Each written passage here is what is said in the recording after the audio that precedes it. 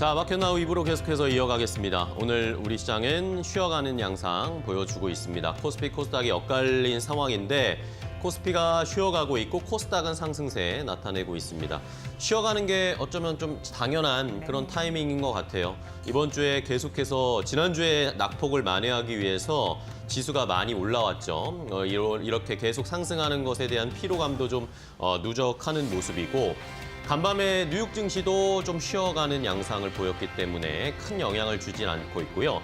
그리고 결국에는 내일입니다. 중요한 정치적인 빅 이슈가 있죠. 두 번째 탄핵소추 표결이 있는데 이것을 확인하고 결국에는 다음 주에 어떻게 투자해야 할지를 준비하는 것 같습니다. 그러면서 오늘 시장은 쉬어가는 한 템포 쉬는 양상이 나타나고 있어요.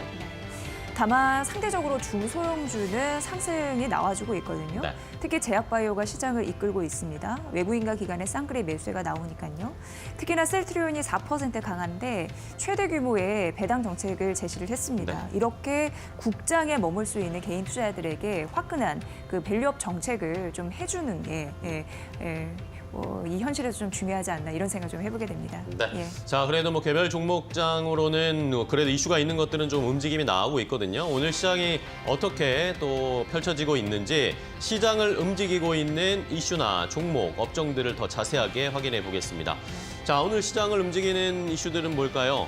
오늘 싱크풀을 통해서 역시 시장의 분위기를 함께 확인해 보도록 하겠습니다.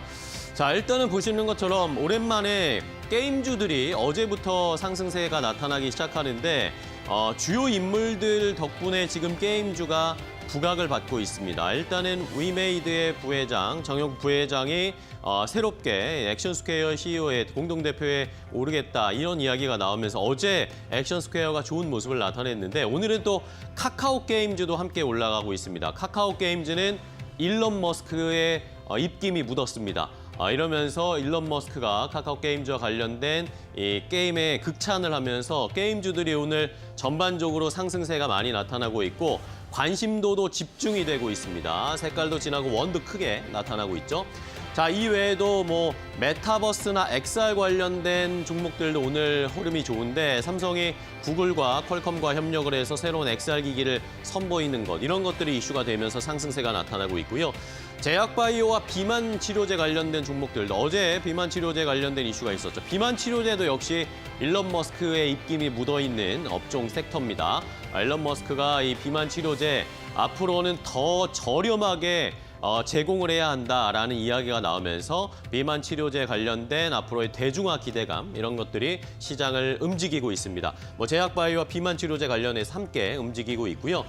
반도체나 주요 업종이라고 할 수 있는 자동차 업종도 큰 폭의 상승은 아니지만 일단은 견조하게 시장을 움직여주고 있는 상황이고 자, 여기에 또 정치 테마주도 여전히 내일 탄핵 표결을 앞두고 있으니까요. 여전히 변동성이 심하게 나타나고 있습니다.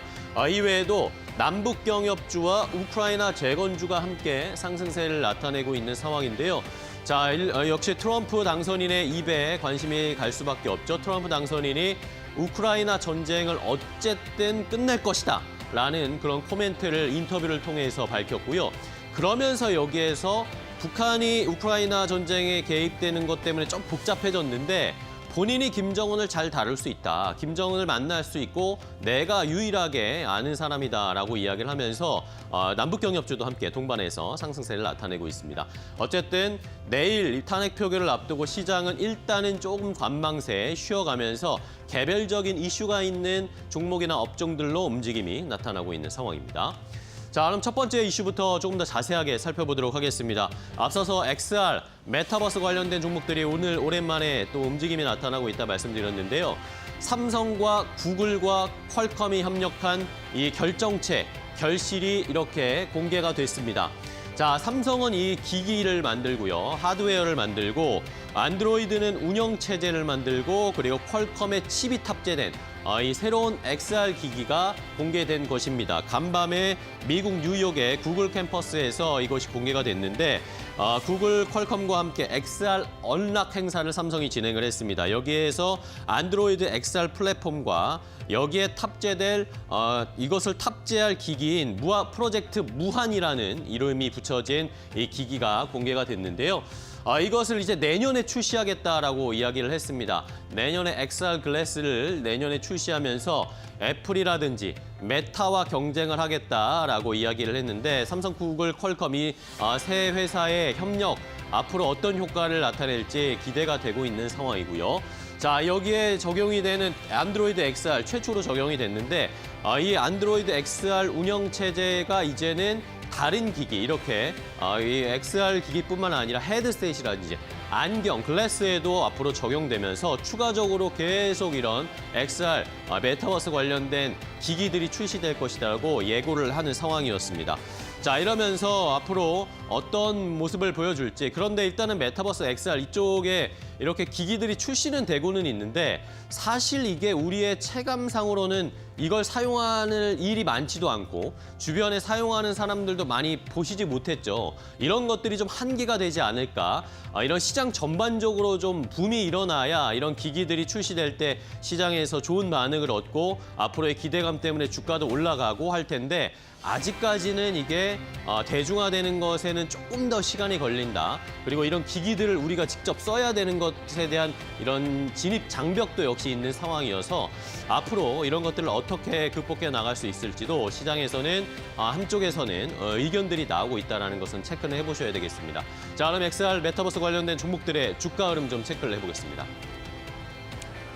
네, 상승하고 있습니다. 대표적으로 위세 아이텍이 지금 4거래 연속 상승하고 있는데 이틀 연속 상한가 찍고 오늘도 추가적으로 급등하면서 14% 넘는 급등세를 유지를 하고 있거든요. 그 위세 아이텍 같은 경우에는 2022년도에 메타버스 관련 신제품을 출시한 이후에 대표적인 XR 메타버스 관련주로 시장에서 부각을 받은 바가 있습니다. 자, 디어이와 자이언트 스텝 역시 7% 강세 흐름으로 상승을 좀 이어가고 있는데 자이언트 스텝 같은 경우 여러분 잘 아시겠지만 VFX라고 해서 시각 특수 효과 기술을 활용해서 XR 그리고 메타버스 그런 콘텐츠를 제작하는 기업이다. 이렇게 보시면 될 것 같고요. 자이언트 스텝은 또 유명한 게 디즈니와 넷플릭스의 보안 평가를 통과한 VFX 기업으로도 유명합니다. 관련주 오늘 추가 상승하고 있고 디어유 같은 경우에도 이 팬과 아티스트를 역할해주는 플랫폼 역할 그거에 대해서 야심차게 구축하고 지금까지 진행하고 있는데 마이홈 출시 이후에 우리는 다른 타 기업 대비해서 메타버스 차별화된 전략을 구축하겠다라는 그런 전략을 갖고 있기 때문에 또 관련주로 부각되고 있습니다. CJ E&M도 XR과 메타버스 굉장히 사업을 다방면으로 펼치는 걸로 알려져 있는데요. 오늘 5% 상승하고 있고 뉴프렉스가 4거래 연속 상승하는 흐름들이 나타나주고 있습니다. XR 메타버스 관련주의 흐름 봐드렸고요. 다음 테마 넘어가 보도록 하겠습니다. 자, 두 번째로는 게임주를 확인해 보겠습니다. 오늘 시장이 약간 쉬어가는데 게임주는 불타오르고 있어요. 그중에서도 카카오 게임즈의 상승력이 높게 나타나고 있고 액션 스퀘어도 역시 거의 상한가 어제에 이어서 좋은 주가의 흐름을 나타내고 있습니다. 자, 게임주가 어제 오늘 이렇게 상승하는 이유는 이 두 인물 때문입니다. 덕분입니다. 일론 머스크가 카카오 게임즈가 퍼블리싱한 이 패스 오브 엑자일 2라는 게임에 대한 언급을 했습니다. 요즘 일론 머스크가 이야기하거나 일론 머스크가 관심 있어 하는 것들은 잘 살펴봐야 된다라고 계속 말씀드리고 있는데 내년에도 그런 시장은 이어질 것 같습니다. 자, 그런데 일론 머스크가 자동차, 우주 이런 것뿐만 아니라 관심이 여러 분야에 너무 많으니까요. 게임에도 굉장히 관심이 있는 게 일론 머스크입니다. 게임을 좋아하더라고요. 근데 이번에 퍼블리싱한 이 카카오 게임즈가 퍼블리싱한 패스 오브 엑자일 2라는 게임 얼리 어섹스를 했습니다. 미리 경험할 수 있는 그런 것들을 했는데 스트리밍도 지금 전 세계에서 관심이 굉장히 높은 상황이고 일론 머스크도 이걸 본 것 같습니다. 이걸 보고 나서 본인의 트위터 X 계정에다가 이 패스 오브 엑자일 2에 대한 코멘트를 남겼는데 이 POE2가 엘든링과 디아블로 산악의 결정체다라고 하면서 굉장히 칭찬하는 트윗을 남겼습니다. 이런 것이 부각이 되면서 오늘 카카오 게임즈가 바로 주가가 10% 넘게 20% 가까이 상승세를 나타내고 있고요. 자, 이러면서 카카오 게임즈에 관심도 있지만 어제 또 한 이슈가 있었죠. 이 위메이드의 장영국 부회장, 이 위믹스의 아버지라고 불리는 장영국 부회장이 액션 스퀘어의 공동대표로 내정이 됐다는 소식이 전해졌습니다. 자, 이러면서 제3자 배상 유상증자를 통해서 50억 원의 투자도 진행될 것이다 라는 이야기가 나오면서 액션 스퀘어 어제 주가 많이 올라갔죠. 그런데 오늘도 함께 올라가고 있습니다. 그러면서 이 액션 스퀘어 측은 트럼프 2.0 시대를 맞아서 이제 코인이나 메타버스, 이런 가상현실, 또 블록체인 이쪽으로 관심을 더 갖고 사업을 확장하기 위해서 정영국 부회장을 공동대표로 모셨다. 이런 이야기를 했고요. 앞으로 코인이라든지 이런 사업 다각화를 할 수 있지 않을까, 액션 스퀘어에 대한 기대감도 커지고 있습니다. 자, 이외에 게임주들 함께 동반해서 좀 상승하고 있는데 게임주의 주가 흐름도 확인해 보겠습니다. 네, 지금 이슈를 들으셨다시피 액션 스퀘어 그런 호재 때문에 2거래 연속 상한가 간 흐름들이 나타나면서 시세가 분출을 시키고 있습니다. 현재가 2,500원 보여주고 있는 상황이고요. 그리고 이제 카카오 게임즈는 4거래 연속 상승하는 흐름들인데 카카오 게임즈 16% 급등 보여주고 있거든요. 근데 최근에 이 카카오 게임즈, 이 카카오 그룹주 내에 기간의 매수세가 유입이 됐다라는 거 좀 참고를 해보시면 될 것 같습니다. 자, 이스 소프트는 어제 4% 약세를 오늘 모두 되돌리면서 9%의 강세 출발하고 있는 상황이고요. 컴투스도 3% 상승합니다. 펄 어비스가 2.85% 상승하고 있는데 키움증권에서 최근 신규 레포트를 내놨더라고요. 그리고 목표 주가도 57,000원으로 올려 잡았습니다. 일단 펄 어비스 같은 경우에는 붉은 사막의 효과를 긍정적으로 보면서 내년 가시적인 실적 개선의 효과를 볼 것이다 라는 가능성을 언급을 했습니다. 긍정적인 흐름들이 또 게임주에 지금 몰리고 있다는 점 말씀드리도록 하겠습니다. 마지막 테마 만나보시죠. 자, 마지막은 트럼프를 확인해 보겠습니다. 트럼프 당선인이 타임지의 올해의 인물에 선정이 됐습니다. 타임지에서는 올해의 인물, 가장 주목되는 인물은 역시 트럼프일 수밖에 없다라고 하면서 올해의 인물로 선정이 된 것인데 다시 한번 세상의 중심에선 트럼프 당선인이 여기저기 활동을 하면서 언급들이 많이 나오고 있습니다. 자, 타임지와 인터뷰를 했습니다. 올해의 인물에 선정된 기념으로 인터뷰를 했는데 여기에서 우크라이나 전쟁과 관련된 이야기, 김정은에 대한 이야기, 이런 것들이 나왔습니다. 자, 트럼프 당선인은 본인은 이 김정은과 매우 잘 지내는 사람이다. 그러면서 우크라이나 전쟁에 북한군이 투입된 것이 전쟁 상황을 좀 복잡하게 만들긴 했지만 그래도 어쨌든 우크라이나 전쟁은 빠르게 종식시킬 것이다 라고 이야기를 했습니다. 이러니까 우크라이나 재건주들이 오늘 움직이기 시작했고요. 여기에다가 플러스 알파로 김정은을 본인이 잘 다룰 줄 안다. 내가 잘 아는 사람 아니냐. 국가 정상 원수로서는 본인이 김정은과 유일하게 대응을 해본 사람이기 때문에 본인이 친하고 잘 알고 있기 때문에 이것을 쉽게 다룰 수 있다라는 언급을 했습니다. 만날 수 있다는 이야기죠. 이런 이야기들이 나오다 보니까 김정은과 관련된 또 우리나라에서는 남북 경협주들이 다시 한번 들썩거리고 있는 상황입니다. 자, 과연 정말 이런 모습이 다시 펼쳐지게 될지 트럼프와 김정은이 다시 만나게 될지 이러면서 우리 시장에서는 관련된 종목들이 함께 튀어오를 수 있을지도 내년까지도 한번 잘 살펴보셔야 되겠습니다. 자, 그럼 남북 경협주 한번 살펴볼까요? 네, 대표적인 남북 경협주 이런 이슈가 있을 때마다 뛰는 그런 기업들의 특징을 보면 개성공단에 입주한 경험이 있는 기업들이 관련주로 부각이 됩니다. 대표적으로 좋은 사람들 그리고 신원, 인디F 꼽을 수가 있을 것 같은데요. 좋은 사람들 같은 경우에는 패션, 네일 그런 기업이라고 보시면 되고 입주 경험이 있습니다. 4% 상승하는 흐름이고 신원 같은 경우에도 패션 기업입니다. 개성공단 입주 경험이 있는 2% 가깝게 상승. 인디F도 대표적인 남북 경협주로 패션 그쪽을 이제 의류를 제조하고 판매하는 기업이다 이렇게 보시면 될 것 같고요. 현재 2% 가까운 상승세 동일하게 좀 유지를 하고 있습니다. 조비는 남북 경협주 중에 비료 지원을 하는 그런 사업적인 특성이 있고 일신석재 같은 경우에는 금강산 그때 당시에 그런 걸 추진을 했을 때 여행사가 있었거든요. 통일그룹 계열의 고 지분을 갖고 있어서 남북 경협주로 분류가 됩니다. 오늘 대부분 시가 대비 상승 찍고 일부 줄이는 기업도 있습니다만 상승세는 유지하고 있다로 정리를 해드리도록 하겠습니다. 자, 시장의 상황 함께 살펴봤습니다. 내일 중요한 단핵 표결을 앞두고 시장은 쉬어가는 관망세인데 이런 시장에서는 그럼 어떻게 저희가 대응해야 될까요? 다음 주를 대비하는 종목별 투자 전략 이데일리온 파트너와 함께 알아보겠습니다.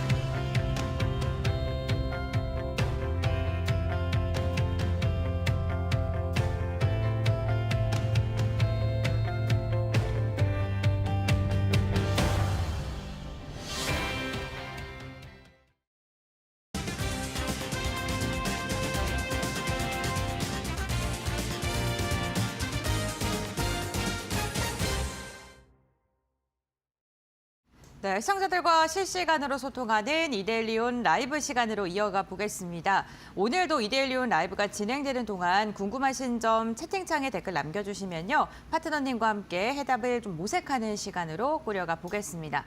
오늘 함께하신 파트너님 먼저 소개해드리겠습니다. 박정식 파트너 함께합니다. 안녕하십니까? 네, 안녕하세요. 네, 반갑습니다. 오늘 시장 이야기와 함께 눈여겨볼 섹터에 대해서 한번 하나씩 짚어보도록 할 텐데요. 파트너님, 오늘 시장 좀 어떻게 보세요?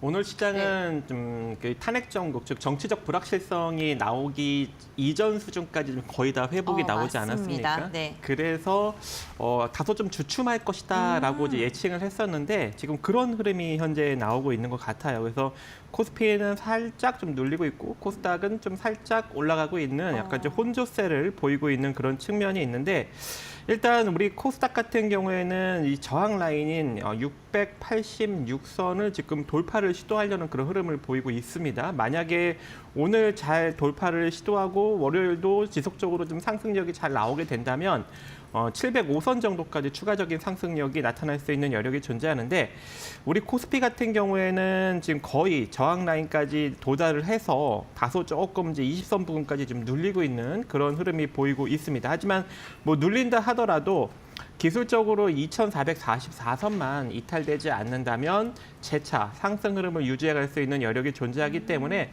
시장은 크게 걱정 없이 그냥 지켜보시면 될 것 같고요. 그리고 뭐 2,100선이랑까지 뭐 빠질 수 있는 가능성이 있지 않느냐라고 이제 주변에서 막 물어보고 하는데 솔직히 저는 이제 지수가 이번에 2,360선을 기점으로 좀 바닥은 나온 것이 아닌가라고 좀 개인적으로 생각을 하고 있습니다. 그리고 삼성전자나 SK하이닉스도 그렇게 크게 밀리지 않는 그런 국면을 보이고 있기 때문에 이제 서서히 반등 국면을 만들어가지 않을까라고 생각을 합니다.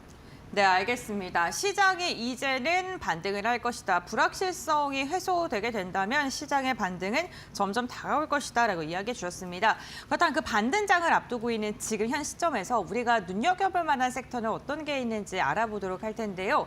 오늘 가장 먼저 짚어볼 섹터는 뭐가 있을까요? 예, 제가 이제 오전에 빠르게 이제 이슈를 좀 찾다 보니까 이 가상화폐 쪽이 좀 눈에 보이더라고요. 이 트럼프 당선인 차남인 이 에릭 트럼프가 지난 10일 비트코인 이 중동 북아메리카 이 컨퍼런스에 참석을 해서 당신들은 미국 역사상 가장 친암호화폐적 대통령을 갖게 될 것이다라고 이제 언급을 했었습니다. 그리고 또 이번에 보니까 미국 텍사스주에서 가상화폐 비트코인을 이제 주 정부 전략적인 자산으로 이 비축하도록 하는 법안이 이제 공식적으로 또 발의가 된 측면이 있기 때문에 이것도 이게 비트코인 가상화폐 관련 종목들이 좀 움직일 수 있는 여력이 존재하지 않나라고 해서 오늘 선택을 해보았는데 장초에는 살짝 올라가는 기미가 보이다가 지금 살짝 내려가고 있는 그런 흐름이 보이고 있는데 일단 대표적으로 두나무 지분을 보유하고 있는 네오이즈 홀딩스 같은 경우도 오늘 좀 조금 이제 한 3% 정도 상승력이 나왔다가 좀 살짝 좀 주춤한 모습을 현재 이제 보이고 있는 상황이고요. 그리고 이제 대표적으로 이제 하나투자증권도 살짝 지금 눌리고 있는 흐름을 현재 이제 보이고 있습니다. 하지만 또 이제 시간 외로도 부각을 받을 수 있는 여력도 존재하기 때문에 일단 이 가상화폐 쪽은 다음 주 월요일 정도까지 한번 시세 흐름을 지켜보시고 만약에 다음 주 월요일에도 시세 흐름이 나오지 않는다면 일단 단기적으로는 부각받지 않는 것이기 때문에 만약에 오늘 투자하시더라도 월요일 날 시세가 안 나오면 일단 자금을 회수하셨다가 다음번에 이슈가 나올 때 재차 접근하는 전략을 제시해 드리도록 하겠습니다. 네, 알겠습니다. 첫 번째 이슈로는 가상화폐 관련된 이야기 해주셨고요. 미국에서 여러 이야기가 나오는데 사실 오늘 시장이 좀 흐르고 나서는 반응을 다소 못하고 있는 모습, 그와 관련된 투자 포인트 짚어주셨으니까요. 대응 한번 해보시면 좋을 것 같고요. 두 번째로는 우주항공 관련 이슈를 들고 오셨습니다. 혹시 뭐 어떤 모멘텀 때문에 오늘 선택하셨을까요? 네, 일단 얼마 전에 이 우주항공청 내년도 예산안이 이제 확정이 된 것으로 일단 보여집니다. 네. 한 9,649억 원이 확정이 되었기 때문에 일정 부분 한 이틀 전에 한번 상승력이 확 나왔었는데 그 이후로 조금 이제 주춤한 모습을 보이고 있는데 이번에 보니까 미국 연방항공청 마이크 이제 휘터커 청장이 다음 달 도널드 트럼프 미국 대통령 당선인이 취임하기 전에 사임하겠다라고 이제 12일 날 밝혔어요. 즉 이제 머스크 천국이 되는 거죠. 그렇게 된다면은 이제 우주항공 쪽에서도 약간 이제 여러 가지 규제가 조금 이제 해제될 수 있는 그런 가능성이 점쳐지고 있기 때문에 우주항공 관련 종목들도 다소 조금 이제 부각을 받을 수 있는 또 특히 스페이스 X 관련 종목들도 좀 일정 부분 좀 부각을 받을 수 있는 그런 가능성이 있지 않을까라고 생각을 해서 오늘 선택을 해보았는데 아직까지는 시세가 나오지는 않고 있어요. 그래서 일단은 마찬가지로 다음 주 월요일 시세까지 한번 지켜보시면서 만약에 다음 주 월요일에도 시세가 나오지 않는다면 그때는 또 자금을 회수하는 전략이 필요할 것 같고 일단은 지금 전반적으로 지금 YJ 링크 같은 경우 이 스페이스 X의 이제 표면 실장 기술 관련 장비를 제공하고 있는 업체인데 오늘 이제 장대 양봉이 나온 다음에 지금 투 도직격 음봉을 지금 만들고 있거든요. 그래서 월요일에 시세가 나와줘야 되는 상황입니다. 하지만 못 나온다면은 조금 다소 지금 지지부진한 흐름을 좀 이어갈 수 있는 그런 흐름을 보이고 있고요. 또 이제 캔코와 에어로스페이스. 네. 자, 이 종목들도 현재 보시면은 3연속 양봉이 나왔다가 살짝 눌리고 있는 흐름이 나오고 있거든요. 그렇다라는 것은 한 월요일 정도까지 조금 눌렸다가 재차 반등이 나올 수 있는 가능성도 좀 일정 부분 기술적으로 존재하기 때문에 이 점도 다음 주 월요일, 화요일 날 여러분들이 지켜보시면서 대응을 해보는 것도 괜찮을 것 같고 또 최근에 이 서진 시스템이라는 종목이 또 이 스페이스 X에 이제 본격적으로 이 게이트웨이나 웹 장비를 이제 공급한다는 뭐 3천억 정도 규모다라는 어떤 그런 긍정적인 공급 계약 이 공시를 좀 했습니다. 그래서 좀 일정 부분 좀 상승력이 나타나고 있는데 이 종목 같은 경우에는 지금 시초보다 살짝 떠서 움직이고 있어요. 그래서 제가 오늘 핵심 종목으로 지금 보고 있는 종목이니까 여러분들도 오늘 한번 잘 지켜보시기 바라겠습니다. 네, 알겠습니다. 내년도 예산안 확정과 관련된 모멘텀 가장 먼저 말씀해 주셨고 사실 미국에서도 우주항공과 관련돼서 긍정적인 이야기 많이 나오고 있기 때문에 관련돼서 엮여있는 국내 종목군들까지 이야기를 해주셨고요. 오늘 시장에서 사실 주목을 해볼 만한 게 어제 중국의 예산안 내수경제 활성화에 대한 이야기 나오면서 국내에서 중국과 관련되어 있는 종목군들이 또 움직임이 나오고 있는 듯합니다. 그 가운데서도 보고 있는 섹터가 있으실까요? 중국과 화장품이겠죠. 화장품 보고 계시고. 그런데 네. 근데 화장품보다 요즘에는 네. 보면은 엔터나 게임이 좀 더 움직이는 것 같거든요. 그래서 제가 게임을 준비했습니다. 네, 알겠습니다. 네. 아, 지금 준비하신 거예요, 지금 멘트? 네. 네, 그래서 오늘 네. 이제 게임을 볼 건데요. 네. 일단 오늘 제가 게임에 집중한 이유는 이 카카오 게임즈가 좀 강력한 상승 흐름을 보여서 제가 이제 준비를 해보았는데, 일단 이 카카오 게임즈가 오늘 좀 부각을 받는 이유가 이 일론 머스크가 X 계정에 이 그라인딩 기어 게임즈가 개발한 이 POE2라는 이 게임을 해보고 엘든 링과 그리고 디아블로 자식과 같다라는 어떤 평가를 했습니다. 그래서 국내 이 퍼블리싱을 맡은 카카오 게임즈가 현재 강력한 상승력을 보이고 있는 측면이 있어서 이거 게임주 이제 좀 봐야 되는 것이 아닌가라고 살펴보았더니 지난 9일날 이제 넥슨이 이제 퍼스트 버서커 카잔이라는 게임을 이제 중국 퍼블리싱 계약을 체결을 하면서 이제 본격적으로 이제 또 중국발 또 호재를 또 만들어낼 수 있는 가능성을 열었고, 또 올해 3분기 이제 게임 업체들의 어떤 실적을 좀 바라보니까 3분기에 호실적을 기록했던 게임주들이 또 상당히 좀 존재하더라고요. 그래서 내년도도 이제 글로벌 흥행에 따른 어떤 그런 호실적 기대감이 지속적으로 좀 나오고 있다라고 볼 수 있을 것 같고, 올해 이제 한국 게임 한 7종 정도가 외자판으로 이제 발급받는 것으로 이제 보여지는데, 이게 이번 달 내지는 다음 달에 또 추가적인 판호를 발급받을 수 있는 가능성이 있다라는 어떤 전망이 좀 계속적으로 나오고 있는 것으로 보여집니다. 그래서 뭐 카카오 게임즈는 이미 좀 많이 상승력이 나왔기 때문에 우리가 좀 따라잡기가 살짝 이제 애매하기 때문에 아직까지 좀 부각을 받지 않고 좀 상대적으로 이제 저평가인 대형 게임사인 넷마블을 여러분들이 좀 관심 있게 보신다면 좋은 결과를 만들어갈 수 있을 것으로 판단이 되고 있고요. 넷마블 같은 경우에는 일단 자본 총계 대비 시가총액이 많이 빠져 있어요. 자본 총계는 한 5조 한 1,941억 정도가 되는데 시가총액은 4조 9,595억 원으로 유일하게 이제 대형 게임사들 중에 자본 총계 대비 시가총액이 아래인 기업이기도 합니다. 그리고 그동안은 이제 실적이 다소 조금 부진했던 측면이 있는데 특히 올해부터 대규모 흑자가 기록이 되고, 또 올해 흑자 기조보다 내년 흑자 기조가 더욱더 증가될 것이다라는 그런 전망이 나오고 있어서 이제 본격적으로 주가 상승 탄력을 받을 것으로 보여지고 있기 때문에 지금부터 한번 넷마블 잘 관심 있게 보시면 좋을 것 같습니다. 네, 알겠습니다. 게임 관련 기업들 오늘 뭐 개별 이슈도 있고요. 중국과 관련돼서 긍정적인 전망이 나오면서 이로 인해 좀 움직임 가져가고 있는 상황입니다. 가운데서도 넷마블 언급해 주셨으니까 참고해 보시면 좋을 것 같고요. 섹터 확인해 봤고요. 저희 이제 종목 이야기 나눠보겠습니다. 우선 저희가 매 시간마다 공략주를 소개해 드리고 있는데 지난 공략주에서 GST 앞으로 어떻게 대응해야 될지 중간 점검 해볼까요?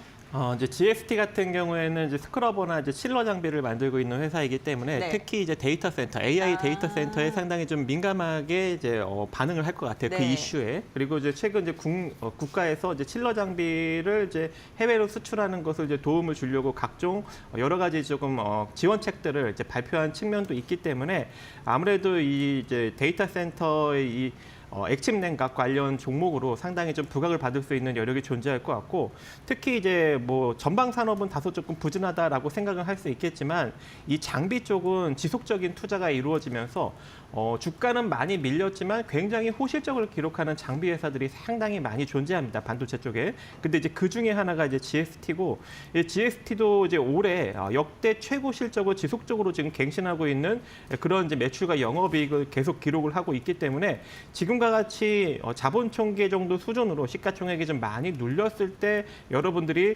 기술적으로 접근을 해보는 것도 괜찮을 것 같고요. 월봉상 흐름을 조금 보더라도 주가가 조금 많이 눌려 있습니다. 눌렸다가 이제 바닥에서 월봉상 양봉 하나 지금 딱 나오고 있는 상황이기 때문에 기술적으로는 솔직히 2만 원 정도 자리까지도 수개월 안에 좀 올라갈 수 있는 가능성이 일단은 보여지고요. 그리고 주봉상으로도 충분히 이제 어느 정도 횡보 권역을 거쳐서 이제 주봉상 20선을 단기적으로 돌파하려는 흐름까지도 보여주고 있는데, 여기서 단기적으로 돌파할 경우에는 최소 지금 주가 대비 한 10% 정도는 충분히 올라갈 수 있는 여력도 존재합니다. 그래서 지금 뭐 지난주에 언급을 드렸지만 아직까지 이제 보유하지 않으신 분들도 지금 가격에서 매수가 충분히 가능하다 이렇게 보여지고 있고, 뭐 단기적으로 이제 목표가를 설정한다면 17,500원, 약간 이제 중기적으로는 2만 원 정도 자리까지 바라보시면 좋을 것 같습니다. 네, 알겠습니다. GST 지금 가격 구간대도 매력적인 구간이다라고 이야기해 주시면서 중간 점검해 주셨고요. 가격 전략 다시금 제시해 주셨습니다. 오늘의 공약주 한번 이야기 나눠보겠습니다. 혹시 오늘 세 가지 섹터에 대한 이야기를 했는데 그 가운데 있을까요? 네. 어떤 종목이에요? 네, 서진 시스템입니다. 자, 서진 시스템이 일단은 어떤 그 지분 경쟁으로 인한 어떤 약간 그런 이슈도 좀 존재하고요. 또 이번에 스페이스 X의 여러 가지 이제 장비랑 이제 이런 솔루션을 공급을 하면서 이 스페이스 X 관련 종목으로도 좀 엮여 있는 측면이 있습니다. 그래서 최근에 이 시장 하락력에 크게 영향을 받지 않고 잘 버티다가 시장 반등 3일 연속 나오자 이 종목도 지금 양봉이 3개 정도 올라가면서 지금 약간 상승력을 보이고 있는 그런 측면이 있고, 그렇다 보니까 이제 이전 주가 위로 후행 스팬이 좀 올라탄 흐름을 보이고 있거든요. 그렇다라는 건 이제 이 횡보 국면을 벗어나서 본격적인 상승을 만들어낼 수 있는 그런 가능성도 존재하기 때문에 우리가 이제 지금부터 관심을 가져볼 필요성이 있을 것 같고, 일단 이제 이 회사 같은 경우에는 이제 메탈 플랫폼, 한마디로 이제 케이스를 이제 만드는 업체인데, 이게 이제 뭐 에너지 저장 장치나 아니면 전기차 배터리 쪽이나 아니면 뭐 반도체 장비 쪽이나 아니면 이 통신 기지국 장비 쪽이나 다양하게 지금 납품이 되고 있는 그런 상황입니다. 거기에 이제 우주항공 장비까지도 이제 진출한 그런 상황이기 때문에 매출과 영업이익적인 어떤 외형적 성장은 좀 계속적으로 좀 이루어지지 않을까라고 생각을 하고 있고, 실질적으로 이제 재무제표를 보더라도 역대 최고 실적을 현재 지금 기록을 하고 있는 그런 상황이에요. 그래서 지금부터 여러분들이 이 종목도 한번 잘 관심 있게 지켜보신다면 중장기적으로도 좋은 결과를 만들어갈 수 있는 여력이 있지 않을까 생각을 해봅니다. 네, 알겠습니다. 오늘 공약주로는 서진 시스템 이야기를 해주셨습니다. 중장기적으로 가져가도 굉장히 매력적인 종목이다라고 말씀해 주셨으니까요. 참고해 보시면 좋을 것 같습니다. 네, 오늘 말씀은 여기까지 듣도록 하겠습니다. 고맙습니다.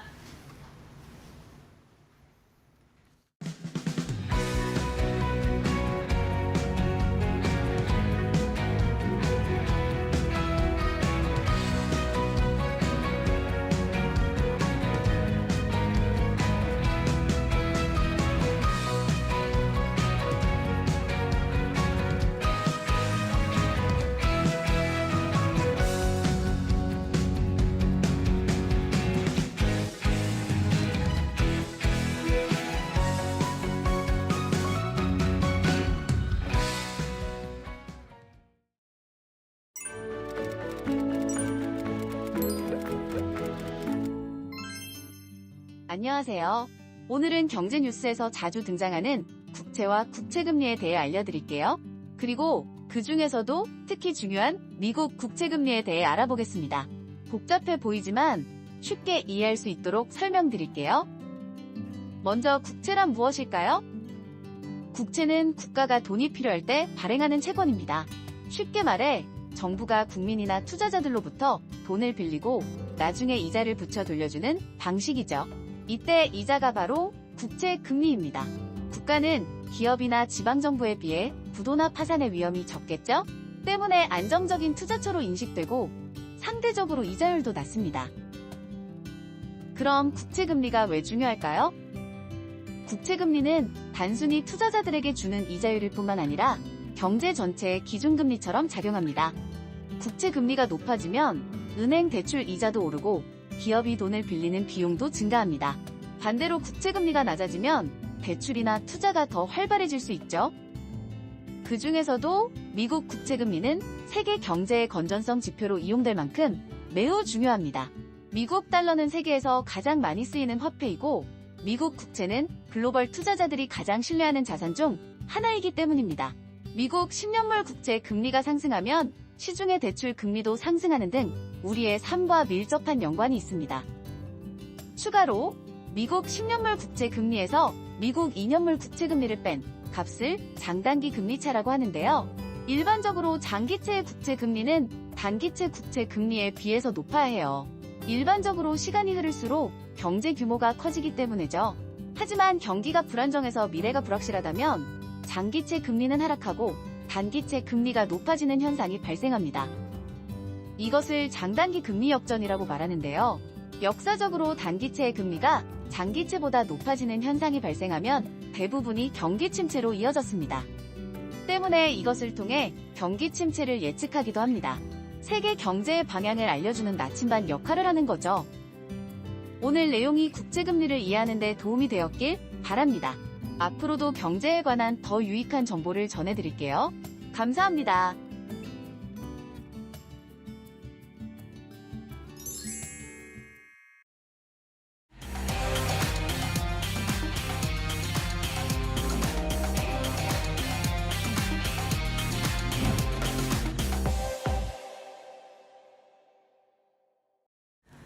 네, 대담한 대담 시작을 하겠습니다. 사실 올해요, 우리나라 증시가 수익률로 봤을 때는 꼴찌였었잖아요.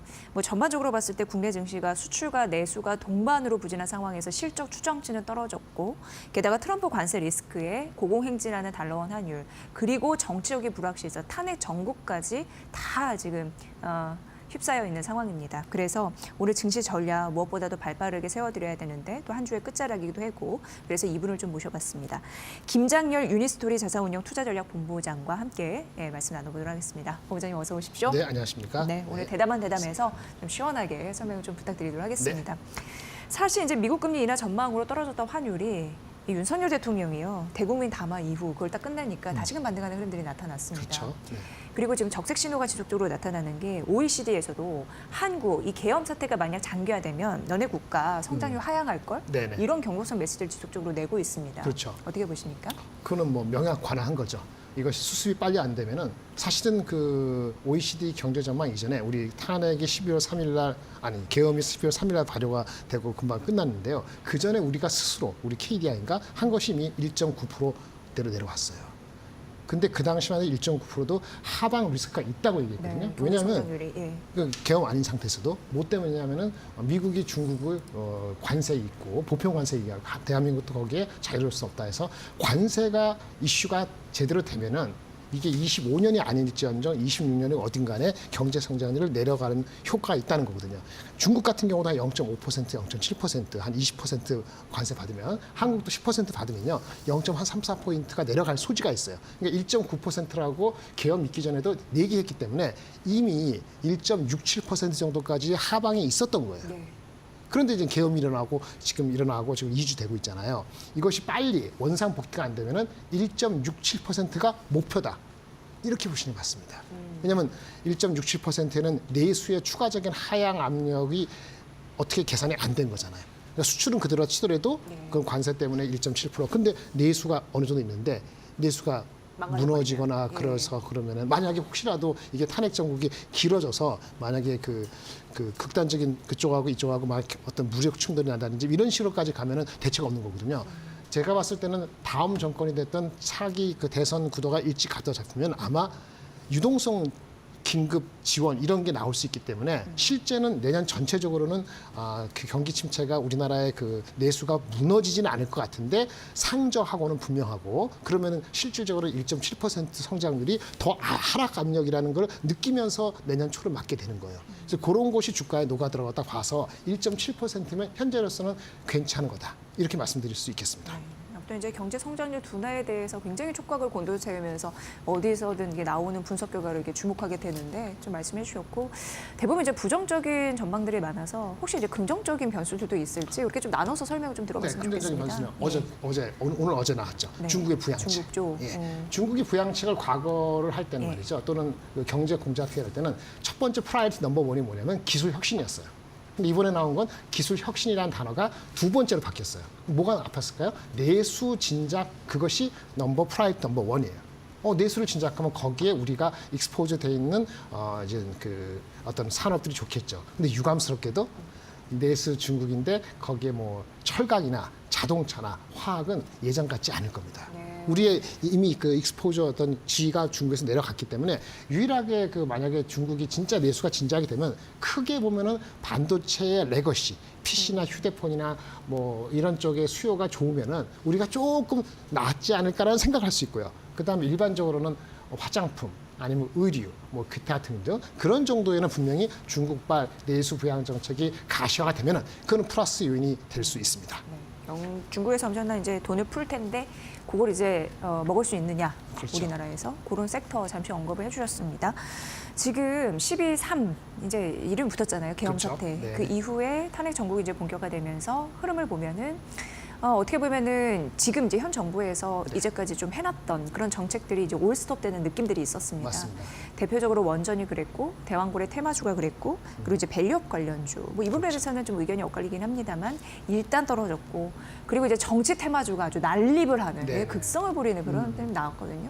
이 시점은 어떻게 보고 계십니까? 정치 테마 난립하는 건 제가 모르겠습니다. 예. 누가 될지 뭐 지지하시는 분들은 뭐 80% 90% 확률 하겠지만 네. 우리가 이러한 사태가 날 확률은 20% 생각도 안 했잖아요. 근데 일어나잖아요. 그러니까 80% 확률이 되실 수도 있지만 아닐 수도 있고 그걸 베팅해서 한다는 건 조금 완전 자기 운인 것 같아요. 그건 알아서 하시고요. 테마주는 항상 조심해야 된다는 그렇죠, 거죠. 그렇죠. 밸류업은 그대로 갈 거로 봅니다. 예. 밸류업은 밸류업은 그냥 가고. 네, 예. 가죠. 밸류업은 왜냐하면 그 새로 오는 정권이 밸류업이나 상법 개정 시간이 걸릴 수 있지만 이런 쪽을 건드리지 않고 긍정적으로 건드리지 않고 정권을 잡는다? 제가 보기 쉽지 않아 보이고요. 정권을 잡더라도 엄청나게 시달릴 겁니다. 그래서 방향성은 시간이 이슈이긴 합니다. 속도의 이슈고 상대방이 있으니까 만약에 상법 개정하더라도 경제계 여러 가지 이슈도 있으니까 분명히 시간이 걸리고 변수는 있겠습니다. 방향성은 누가 됐든 상법 개정하고 밸류업은 추진을 할 수밖에 없다. 이렇게 본다는 측면에서는 네. 그런 측면에서는 우리나라를 떠나서 간 그 서학개미 일부분이라도 돌아오고 유동성 공급하면은 생각보다 우리의 그 이익에 대한 전망이 크게 올라가지 않더라도 내년도 어느 시점부터는 장에 대한 긍정적인 분위기가 반영될 가능성이 있죠. 이것이 가장 긍정적으로 역전이 되는 겁니다. 지금 안 좋다고 생각하는 거죠. 다만 그 지금 정부하고 다음 정부가 다르다고 하면은 그 차이점에서 크거는 원전 이런 거하고 몇 가지 신재생 에너지에 대한 뷰가 다른 거 그런 것이 차이가 있기 때문에 그런 주식들은 조금 더 예의주시하고 좀 추이를 보실 필요는 있을 것 같습니다. 그러니까 상식적으로 생각해보면 될 것 같아요. 누가 이 정권을 맡아서 하건 간에 뭐 그렇죠. 당 이런 건 색깔 상관없이 사실 국정 그 개인 투자들이 그 떠나가는 것에 대해서 굉장히 그 위협감을 갖고 있단 말이죠. 자기 맞습니다. 민심을 얻기 위해서. 맞습니다. 그러면은 주적적으로 주주 환원 정책이나 밸류업 정책 이런 부분은 힘을 쏟을 거니까 네. 그쪽에서 우리는 좌절할 필요는 없다. 네, 네. 이렇게 생각하는 게 옳지 저점 않을까? 매수를 천천히 시간이 있기 네, 때문에 네. 이게 오늘 다음 주 이게 어떻게 하느냐 그런 거 이슈이기 때문에 네. 국민연금이나 그 기관들은 이제 저점 매수를 할 거거든요. 근데 여러분 조심하셔야 될 게 절대로 많이 올라갈 때 안 따라갑니다. 국민연금이. 그렇죠. 그러니까 국민연금. 내려갈 때 무조건 그러니까 극단적인 공포에 하지 말고 저점 매수라는 개념을 가지고 현금 가지고 대처 뒤에 말씀드리겠습니다. 그런 자세가 필요해요. 물론 이게 골치 아프고 미국의 팔란티아 사면은 그냥 날아가 이렇게 심플하게 생각하면 그런 주식이 좋을 것 같은데 제가 오늘 타방송에서 말씀드렸지만 소프트웨어 주식도 단기적으로는 무작정 추종 매매는 조금 시기가 조금 지나가는 거 아닌가 이런 생각이 들거든요. 미국 주식에서. 그런 측면에서는 한국에서의 저점 매수 기회가 단기적으로는 더 있을 수 있다. 이렇게 보시는 게 어떨까 싶습니다. 아니 본부장님이 말씀 잘 끊어주셔서 그냥 바로 이 질문을 네. 드릴게요. 지금 이제 보면은 기관 투자가 물량을 어느 정도 받아내고 있습니다. 네네. 근데 연기금이 그동안은 좀 밉상짓을 했는데 아, 그렇습니까? 네, 요즘에 이제 구원 투수 역할을 좀 해주고 좀 있는 때려줘야 듯한 되는데. 느낌이 들거든요. 네네. 이게 좀 지속이 될까요? 그리고 그들 안에 투자 포인트 우리가 볼 거 있나요? 제가 봤을 때는 네. 연기금은 삼성전자가 55,000원 이하 갔을 때부터 사들어가기 시작했습니다. 네. 걔네들은 그분들은 한 6개월, 1년을 보거든요. 근데 개인 투자가 대부분 6개월, 1개월 못 보잖아요. 그러니까 못 들어가는 거예요. 그래서 한국의 대표적인 삼성전자 사들어가는데 자사주가 있으니까 급하지 않게 들어갈 것이고 대한민국도 일정 시점 10조 자사주 카드 그거 그렇죠, 말씀하시는 그렇죠. 거예요? 걔네들이 있으니까 예. 높이 올라갈 때 안 살 거고 예. 한국 전체 장을 볼 때 대표적인 거 한국의 알테오전도 있고 뭐 여러 가지 네이버도 있고 카카오도 있고 현대도 많잖아요. 전체적으로 묶어서 사는 데 있어서 지수를 볼 겁니다. 제가 느끼면은 0.9배까지는 사들어갈 수 있다고 봅니다. 우리가 저점은 0.84배였어요. 예. 2022년부터 한 3번 걸고 어저께 얼마 전 2,300, 그게 0.84배거든요. 바닥이고 올라가는 거는요. 1배 하면 2,855예요. 얼마 갔었죠. 예. 근데 그거는 어닝 모멘트 뒷받침 안 되면 2,800원 쉽지 않아요. 아까 상법 개정. 그럼 뭐냐? 중간 정도. 아까 싸게 사야 되잖아요. 싼 단계 언제냐? 0.9까지는 싸다고 봅니다. 0.9가 얼마냐? 지금 순자산 어닝이 비율 기준으로. 예, 주가 수준으로. 예. 그러면 2,555입니다. 예. 2,550 정도가 나오는 거예요. 그래서 그 이하에서는 예. 개별 주식에서 2,550 잡고 이게 먼저 빠졌고 저게 안 빠졌으면 빠진 주식을 골고루 하면서 받쳐갈 가능성이 있어요. 언제까지? 아마 내년도 2분기까지는 그런 흐름을 갈 것이고 예. 내년 2분기부터는 다른 포지션을 취할 가능성이 있습니다. 네, 내년 2분기까지는 지속적으로 매수의 힘, 그래서 뭐 하방 압력을 일정 부분 좀 쿠션 맞습니다. 작전을 해줄 거다 이런 생각을 하시나 봅니다. 지금 우리나라는 수출로 먹고 사는 경제입니다. 네. 그래서 반도체 잘 돼야 되고 배터리, 석유화학도 잘 돼야지. 네. 사실 이제 국민들에게 좀 도움이 되는데 네. 지금 근간이 흔들리고 있다는 얘기 좀 하고 네. 있어서요. 그래서 어떻게 보세요? 정말 흔들리고 있는 걸까요?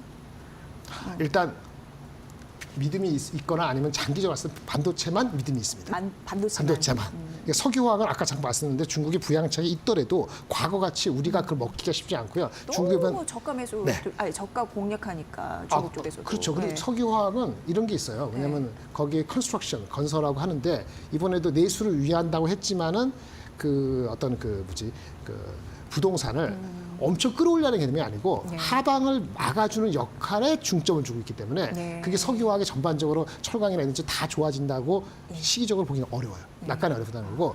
배터리는 다른 얘기죠. 배터리는 이제 미국이 중국을 견제해줘서 이렇게 하고 있는데 전체적으로 배터리 보조를 안 주겠다는 거잖아요. 근데 우리가 착각하는 것이 전기차가 잘 되면 좋다. 맞죠? 전기차가 잘 돼야 되는데 테슬라 전기차만 잘 돼서는 안 좋습니다. 그렇죠. 거기만 다 몰아주는 느낌이죠. 그렇죠. 예. 테슬라 전기차 우리가 전기차 하면요 전 세계 시장 중에서요 전기차 중에서요 중국 시장이 70%입니다. 그러면 실제 우리가 투자할 수 있는 건 미국하고 유럽의 전기차 시장이니까 시장이 작아요. 네. 600, 700만 대밖에 안 돼요. 전 세계 중에서. 근데 600, 700만 개 중에서 만약에 테슬라 말고 하면은 테슬라만 다 가져가고 나머지가 안 된다면은 거기서 싸워야 되는데 네. 그럼 가격 압력이 많아지죠. 그럼 2차 전지의 가격 압력은 웬만큼 전 세계 경제가 미국, 유럽 쪽이 회복이 돼서 근본적인 수요가 올라가야 되는 거예요. 근데 오늘도 22에서 금리 인하했잖아요. 또 이해한다는데 얘네들 경제 성장률이 얼마나 낮은지 아세요? 올해가 0.8에서 0.7도 낮았고요. 네.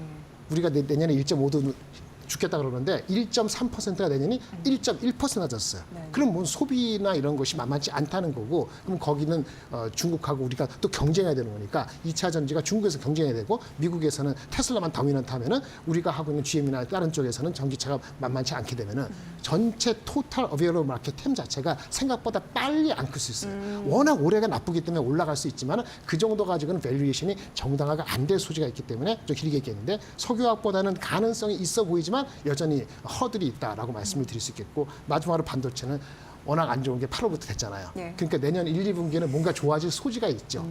낙관할 수 없습니다만 기술적으로는 내년 1분기, 2분기 넘어갈 때는 반전이 될 가능성이 있기 때문에 바라보고 있는 거고 삼성도 그 전까지 뭔가 승부를 내는 뭔가 결단이나 결과물을 나오기를 바랍니다. 네. 이 말만 좀 드려야 되는데 제가 이제 상하이에 한 3, 4일 정도 갔다 왔거든요. 아, 근데 그러셨어요? 전기차 쇼룸 봤는데 굉장히 많이 뭐 가성비도 있지만 네. 품질이나 많이 그 좋죠. 디자인도 깔끔하고. 엄청 내서 맞아요. 우리 정말 정신 차려야 된다 이런 생각 들었고 거기 중국 도로 보면은 내연기관차와 전기차 이 그 색깔 표지 다르잖아요. 그렇죠. 전기차 많이 다니더라고요. 진짜. 그래서 정말 이런 자에서 좀 위기의식 느낄 수 있겠다 이런 생각을 좀 하고 왔습니다. 중국은 사실. 이미 50% 넘었습니다. 예. 전기차가 더 많아요. 네, 엄청나더라고요. 우리가 네. 중국차에 우습게 보는 거, 좋게 보는 거 따라서 우리나라에도 들어오죠. BYD인가? 내년도 1월 달에. 그거 반응을 보면 대한민국 마켓 자체에서도 조금 와치가 될 필요가 있어요. 네. 별도 얘기입니다. 아무튼 중국 대단해요. 왜냐하면 시장 점유율을 먹으려고 엄청나게 그럼요. 그냥 하고 네네네. 있습니다. 지금 뭐 한국 증시 단기적으로는 정치적인 불확실성 신경이 쓰이겠지만 우리는 네. 미국도 놓치면 안 됩니다. 이제 얼마 안 남았습니다. 트럼프 당선인. 근데 트럼프 수혜에 좀 관심이 지속될까에 대한 그런 부분도 우리가 챙겨야 되는데 대표적으로 방산조선, 원전, 뭐 네. 기계시설 이런 거 있잖아요. 네네. 어떻게 보세요? 네. 조선이 좋습니다. 조선은 근데 미리 갔어요. 그 지금은 쉽니다. 언제까지 쉬냐? 실적 나올 때까지. 1월까지는 쉴 것 같습니다. 실적은 잘 나올 가능성이 있지 않습니까? 근데 그게 반영이 돼 있어요. 그러니까 주가가 심리에. 저 방산이고 뭐고 뭐 저기 뭐 여러 가지 섹터 있는데 네. 저기 화장품 있는데 이게 먼저 가서 조정을 덜 받았어요. 그래서 기술적인 얘기를 드리는 거고요. 미국하고 뭐 군함도 하고 뭐 하고 하면은 사실은 장기적으로 좋은데 이제 시간이 필요하고요. 신조선가나 이런 것도 약간 주춤한 거. LNG를 진짜 미국에서 진짜 LNG LNG 그 에너지 소스를 엄청나게 할 것인지 그 기대하는 거거든요. LNG 그런 것들도 뉴스 플로우가 나오려면은 실적 나온 시점이니까 아마 한 달 정도는 좀 더 있다가 우선순위가 다른 것보다는 약간 뒤진다. 펀더멘털 이슈는 아닙니다. 이렇게 말씀을 드리겠고요. 원전은 당분간 보류. 아이디어가 없습니다. 네. 새로 새로 이렇게 정권을 잡으려는 그 희망하는 그런 쪽에서의 뷰가 옛날과 똑같다면은 이게 쉽지 않을 것 같고요. 지금 보수적으로는 아니면 수동적으로 대처할 것 같아요. 정부가 그러면 방법이 없죠. 방사는 저점 매수 오케이입니다. 이번에 제가 엄청 그 후배 애널리스트 많이 칭찬했는데 그저께 방산이 이유 없이 많이 빠졌거든요. 그러니까 애널리스트 리포트가 두 개 똑같이 나왔어요. 예. 이유 없이 빠졌다. 예. 박근혜 대통령 탄핵받은 17년에도 원래 있던 하나에어로스페이스 뭐 다른 나라 하는 거는 아무 문제 없이 됐거든요. 근데 이유 없이 주가가 15% 20% 갔어요. 바닥이죠. 그래서 어제 그저부터 올라간 거잖아요. 그 리포트를 그렇게 적시에 용기 있게 낸 거는 칭찬받을 만한데 그런 섹터가 자주 나오기 바라는데 방사는 확실합니다. 저점 매수는 오케이입니다. 그렇게 얘기해주니까 지금 확실히 드네요. 네, 그렇습니다. 저점 매수 강력하게 좀 들어가도 왜 수익이 그건 있죠. 하나 에어로스페이스가 대장적으로 하느냐, 네. 좀 소외됐거나 좀 덜 갔던 넘버가 탄탄한데 좀 덜 간 한국항공우주가 나느냐, 이런 그 차이는 있을 것 같아요. 예. 네. 두산그룹이 요즘에 이제 죽쓰는 이유도 원장 그쪽에 네네. 좀 깊은 그렇죠. 희망이 좀 꺼져서 맞습니다. 이렇게도 설명이 가능합니다. 네네네, 그렇습니다. 지금 이제 투자 자금이 미국 쪽으로 썰물처럼 쭉 빠져나가는 흐름들이 있고 왜 자산운용사에서 그렇게 더 크게 체감되나 봐요. 네, 그래서 맞습니다. 고액자산가들이 국장 그만하고 빨리 미국 쪽으로 해달라고 막 고성을 지른다고 하더라고요. 네네. 뭐 이런 흐름들이 나타나는데 어쨌든 내년 글로벌 증시는요 미국 아닌 시장 이렇게 나뉜다고 하는데 그렇죠. 문제입니다. 올해도 그랬죠. 네. 그 이미- 현상이 이어지는 건가요? 제가 봤을 때 분기점에 왔어요. 지금요? 분기점에 왔어요. 왜냐면 미국이나 봅시다. 결론적으로 저는 미국하고 인도를 더 중요하게 봅니다. 미국과 인도 시장이 한국보다 크기 때문에 미국은 엄청 크고 인도 시장이 대한민국보다 2배 크거든요. 시장 크기가. 물론 우리가 액세스가 안 되니까 정보가 부족하니까 불안하고 개별 정보가 하기가 어려우니까 마켓하고 정보도 부족하죠. 이게 단점이 있지만은 시장 사이가 워낙 크고 아직 미국이 버블 근처에 갔을지도 모르지만 아직은 그런 조짐이 확실치 않고 그러면 미국과 인도 같은 주식이 한국보다는 비중이 더 높게 가지고 가는 것이 저는 맞다고 봅니다. 그 제 결론은 미국은 현 시점에서 25%, 인도도 25%, 그 다음에 한국은 15%. 한국은 15%. 예, 그럼 어떻게 됩니까? 그것도 한국 많이 준 겁니다. 그럼 75%죠. 예. 75% 하면 잘못했네요. 그럼 현금은 25%. 한국이 25%. 네. 이제 한국이 더 가려면은 제가 코스피전 전망은 이 탄핵 전국 이전에도 2350에서 2620으로 그 전에 갖고 있는 거거든요. 2350 갈 뻔했었죠. 2600으로 갈 수 있는 가능성은 세 가지입니다. 환율이 안정되는 거. 그러니까 1480이 아니고 1430이 아니고 1470으로 가는 흐름이 빨라지면 달러가 약세가 빨라지면 1370. 예, 그게 가시적으로 오면은 수급이 좋아질 겁니다. 그리고 정부가 새로운 정부가 유동성을 공급하다 이게 증강기금 이 정도가 아니고 내수를 진작한다든지 이렇게 나오는 거 그다음에 탄핵 전국에서 불상사가 없는 거 이런 게 안정화되면은 수급 좋아지고 환율 안정화되면은 아마 2600까지는 쉽게 갈 수 있고요.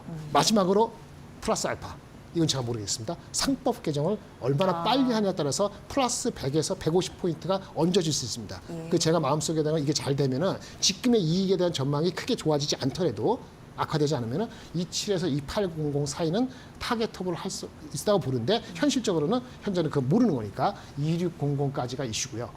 그런데 이제 2,550 넘어가면은 국내 수급 갖고는 안 됩니다. 왜? 국내 기관 투자가 국민연금은 싸지 않다고 보는 포인트가 2,500 중반부터 안 싸다고 보기 때문에 수급이 빠질 거예요. 그러면 외국인이 2,550부터는 들어와줘야 되거든요. 그 삼성전자를 6만 원 이상에서도 사야 되고 2,550에서도 들어오는 외국인 수급이 들어오거나 아니면 지금 서학이 들어와야 되는데 서학은 환율이 내려가면 들어오실 겁니다. 그렇기 때문에 그 포인트가 2,550 환율 그다음에 외국인 수급 이렇게 본다면 한 2,550 정도는 타겟탑을 할 수 있고 해 바뀌면은 한 2,600 그다음에는 터프하다 이렇게 말씀을 드릴 수 있겠습니다. 그 대담의 본부장님 너무 스타일에 딱 맞으시는 것 같아요. 쉽게 설명해 주시면서도 그러세요? 연관성이 좀 있는데. 제가 머리가 나빠서 쉽게밖에 얘기 못합니다. 그거 굉장히 제주시거든요. 쉽게 말하는 거. 감사합니다. 예.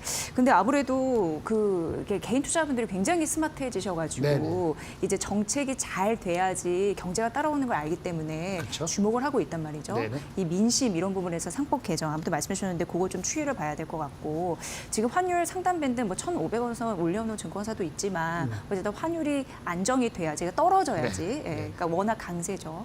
그런 흐름이 나타나야지 외국인 수급이 들어오고 그렇죠. 영국인 빠져나가도 외국인 수급이 채워줄 거니까 맞습니다. 그런 연결고리를 아주 설명해 주셨는데 잘 이해가 됐습니다. 근데 미국 경제 여전히 탄탄해 보이거든요. 네, 근데 전 그렇습니다. 세계 경제 전망률은 지금 내려가고 있는 상황인데 그렇습니다. 혼자 나홀로 강하고 앞으로 눈여겨볼 경제 지표가 있다면 뭐가 있을까요? 성장률이죠. 2.1%, 미국 정말 우리는 1.7%, 그다음에 아까 유럽은 1.1%. 그럼 뭘 봐요? 미국을 볼 수밖에 없는 거죠. 예. 더 큰 데가 있습니다. 인도. 인도 우리 내려가도- 시장의 2배 이상 된다고 하셨죠? 성장률은 내려가도 6.몇 프로, 예. 6.몇 프로입니다. 그 두 시장이 PER 23배, 24배 가고 있어요. 그 인도는 거품은 아니고요. 미국은 개별 섹터나 개별 종목에 따라서는 네. 여기서 한 10% 이상 오르면 아마 다시 오버됐다는 생각이 나올 겁니다. 그 시점에 제가 봤을 때는 1분기, 2분기 어느 시점이고요. 그때까지는 포트에 가져가지만 가까워올수록 조심스러워야 된다는 생각이 제 얘기입니다. 그러니까 2.1%니까 성장률이 더 올라가면 돼요. 근데 이게 3, 4% 올라가면은 금리 인하를 빨리 안 한다는 게 또 같이 오기 때문에 그렇죠, 이게 그렇죠. 무조건 올라간다고 좋은 게 아니어서 어쨌든 주식시장에서의 어떤 변곡점은 봄에 그쪽에서도 올 수 있다라는 걸 보여지고요. 성장률 보셔야 되고요. 관세. 그 성장률과 미국의 금리 인하 속도를 내년에 금리 인하를 지금 뭐 3.75까지 3.5까지 하느냐는 것은 경제성이 너무 빠르면 못 내려가고 근데 또 하나 문제가 있죠. 관세를 어떻게 하느냐. 진짜 엄포로 할 것이냐 실현을 할 것이냐. 그 관세하고 그다음에 이민 추방. 이민 추방이 또 반이민 정책. 맞습니다. 예. 그게 이제 고용 지표 영향을 미치니까 예. 이런 것이 복합적으로 되면서 뭐 국채 발행도 여러 가지 복잡해지는 거죠. 그런 컨비네이션이 언제 되느냐?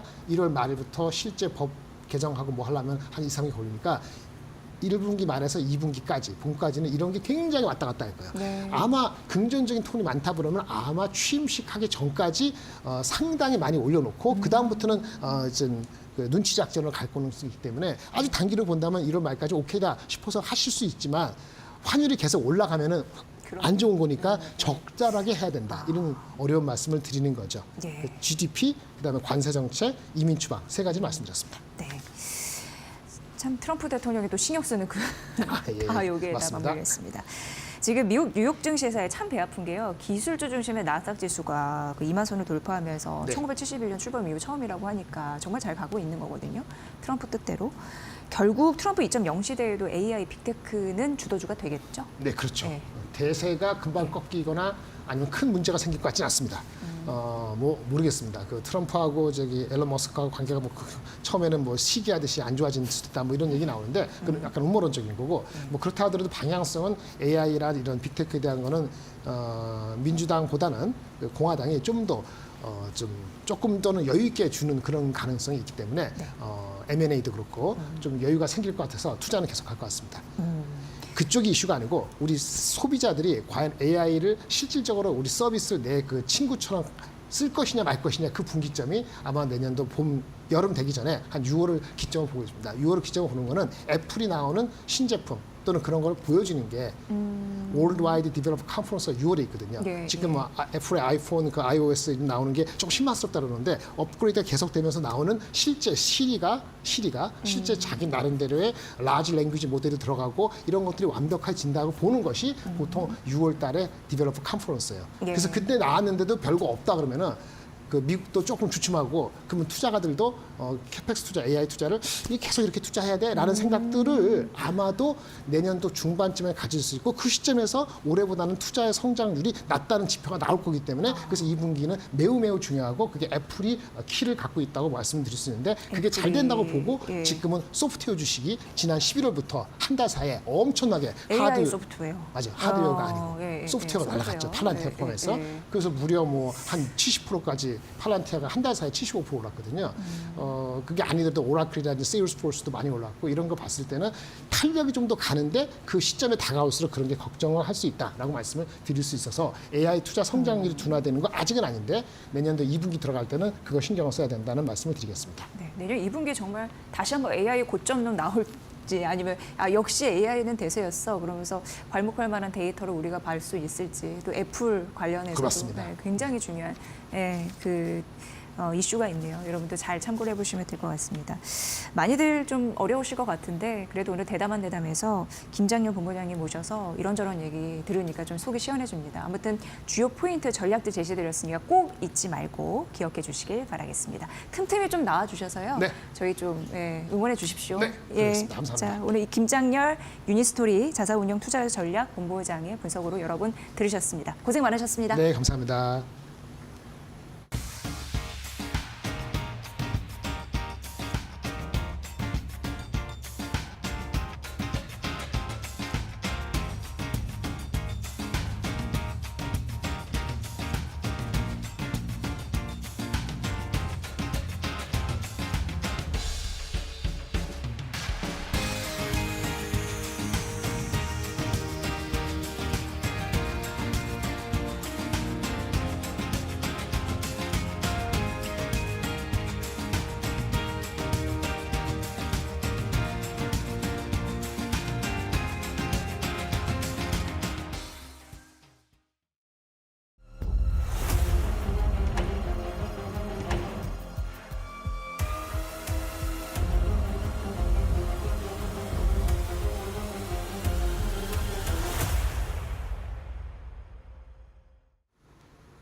안녕하세요. 메디토크 신일섭입니다. 오늘의 주제는 기다리는 외국인 순매수 불발, CATL 2차전지 점유율 40% 육박, 크래프톤 강세, 아톤 양자내성 암호화 기술 적용, 차세대 인증서 개발 소식의 급등세입니다. 자, 어제 트럼프 대통령이 뉴욕 증권거래소를 방문해서 개장을 알리는 오프닝 벨 타종 행사에 참석을 했죠. 그래서 그 가족들을 다 데리고 나오고 자기가 임명할 보건복지부 장관 로버트 케네디 주니어, 그리고 재무부 장관, 그리고 여러 그 CEO들, 기업의 CEO들이 참석해서 축하하는 자리가 있었습니다. 뭐 지금 기술적으로 단기 조정권에 있어서 트럼프가 마침 우연하게 그날 왔기 때문에 빠져서 하루를 보고 이제 트럼프가 뭐 타종을 해서 빠졌다 이러는데 그건 사실 너무 억지 같고요. 그렇죠? 빠지는 날도 있고 안 빠지는 날도 있지만 빠지는 날이 적은 거는 사실인데 그날 아침에 타종을 해서 빠졌다고 그렇게 인과관계를 엮기에는 사실 근거가 사실 너무 부족하다고 생각이 됩니다. 자, 다우지수가 조정을 받았죠. 0.53%. 자, 지금 이 21선을 깨고 지금 1, 2, 3, 4, 5, 6, 7일 연속 음봉이 나오고 있습니다. 자, 뒤로 가겠습니다. 나스닥입니다. 나스닥은 0.66. 나스닥이 이제 2만을 돌파하고 바로 12월 12일 날 우리나라가 아니죠. 우리나라는 아픈 사태가 있었던 날이고, 자, 지금 이 트럼프가 딱 타종을 하기 전에 딱 2만을 결정적으로 돌파를 하고, 그래서 3대 지수가 다 마대 지수를 돌파한 가운데 딱 타종 해상을 마침 알맞추게 했죠. 일부러 맞춘 듯이. 뭐 일부러 맞추지는 않았겠죠. 나스닥이 뭐 그 트럼프 온다고 어거지로 저 세력이 올릴 수 있는 캐파가 아닙니다. 저 지수는. 자, 19,902.84, 2만을 돌파한 다음에 다시 19,000대로 일단 내려온 모습이고요. 일단 갭상승으로 뚫어놓고 음봉이 나오고 있다. 다우보다 최근의 모습은 더 좋습니다. S&P 500입니다. 자, S&P 500도 지금 위에서 한 7일 정도 횡보하고 있죠. 자, 다우만 이렇게 보니까 3대 지수 중에 21선을 깼고, S&P 500이랑 나스닥 같은 경우에는 고공권에서 박스권 행진을 하고 있네요. 나스닥은 위로 돌파를 했고요. 다우가 일단 최초로 먼저 움직였기 때문에 조정도 먼저 나오고 있는 것 같아요. 자, 필라델피아 반도체 지수입니다. 필라델피아 반도체 지수는 딱히 움직임이 나오기가 상당히 어려운 구간이죠. 지금 굉장히 이동평균선들이 밀집해 있고 상당히 복잡한 모습입니다. 자, 이게 이제 해결되려면 이제 뭐 슈팅이 한번 나와야겠죠. 자, 독일 닥스로 가겠습니다. 독일 닥스도 이런 과정을 거쳤었죠. 그렇죠? 이 모습을 보면은 필라델피아 반도체 지수처럼 상당히 복잡한 수여 명의 모습이었죠. 자, 여기서 이제 실타래가 확 풀리는 모습인데 실타래가 확 풀리니까 정말 시원하죠. 마치 우리가 그 멀티탭 선 막 꼬여 있어가지고 막 이 선이 뭔 가습기 선인지 전등 선인지 어디고 몰라가지고 화날 때처럼 그런 모습이에요. 그런 모습에서 확 풀려버린 모습. 자, 아직도 지금 시세가 유지되고 있고요. 2만이라는 마디지수대를 지금 독일 닥스는 지키고 있습니다. 지금 나스닥 같은 경우에는 19,000대로 바로 내려왔는데 독일은 2만대를 계속 5일 정도 유지를 하고 있는 모습입니다. 자, 뒤로 가겠습니다. 브라질은 다시 또 장대 음봉이 나왔네요. 역시 지금 60일선의 저항을 이기지 못하는 모습입니다. 전일에도 60일선의 저항을 받아서 윗골을 달았고요. 그 다음에 바로 또 60일선에 정확히 시가가 시작된 이후에 종가는 장대 음봉으로 끝나버렸습니다. 자, 뒤로 가겠습니다. 근데 브라질도 장기는 우상향하고 있다고 했죠. 자, 인도는 반면에 5일 연속 굉장히 작은 팽이형의 이 음봉들을 갖다 붙이면서 추가 상승의 가능성을 높이고 있네요. 양봉이 강하게 나온 다음에 음봉이 이렇게 작게 붙고 있기 때문에 다시 거래량이 붙으면서 상승을 하는 추세가 이어질 가능성이 높아요. 자, 뒤로 가겠습니다. 자, 중국 증시가 상당히 모습이 좀 예뻐지고 있죠, 지금. 그렇죠? 일주일 전에 비해 그림이 정말 예뻐졌습니다. 그렇죠? 지금 이제 정배열이 완성이 되면서 이동평균선들이 아름답게 올라가면서 모습이 상당히 예쁘게 갖춰지고 있습니다. 자, 이렇게 되면 이제 고점 돌파를 시도할 때가 임박한 지금 모습인데 아주 좋아요. 자, 심천을 보겠습니다. 심천은 조금 더 예쁘죠? 차트를 모르는 사람이 봐도 예쁩니다. 심천 보겠습니다. 심천은 좀 더 예뻐요. 좀 더 이렇게 예쁘게 가꿔져서 지금 뭔가 위로 힘이 받고 있는 모습이 보이죠. 곧 위에 돌파가 2200 돌파가 지금 시도가 나올 것 같아요, 지금. 이 보시면 상승 N자죠. 어디든 상승 N자가 나올 수가 있는데 이건 일봉이니까 5일선이 상승 N자가 지금 보이죠. 11선도 상승 N자가 보이고요. 알파벳 N.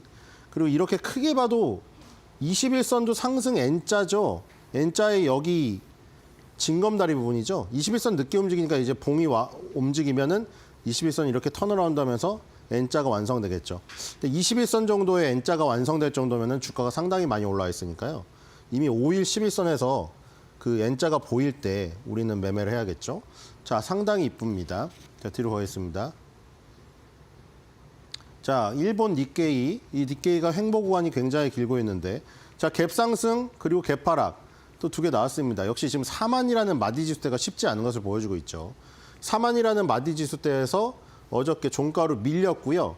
그 다음에 하락갭이 떨어졌고 그 2024년 10월 15일 날 4257.34 저기 고점이 있죠. 지금 계속 이제 4만이라는 마디지수대랑 저 10월 달에 전고점 그리고 요 11월 달에 전고점 여기가 지금 상당히 매물이 많이 쌓여 있는 구간이죠. 여러 번 실패를 했기 때문에 매물이 많이 쌓인 겁니다. 그렇죠? 여러 번 실패를 할수록 물리는 사람들이 많아지니까요. 여기서 물리는 사람, 여기 새롭게 물린 사람, 여기 새롭게 물린 사람, 또 새롭게 물린 사람, 새롭게 물린 사람.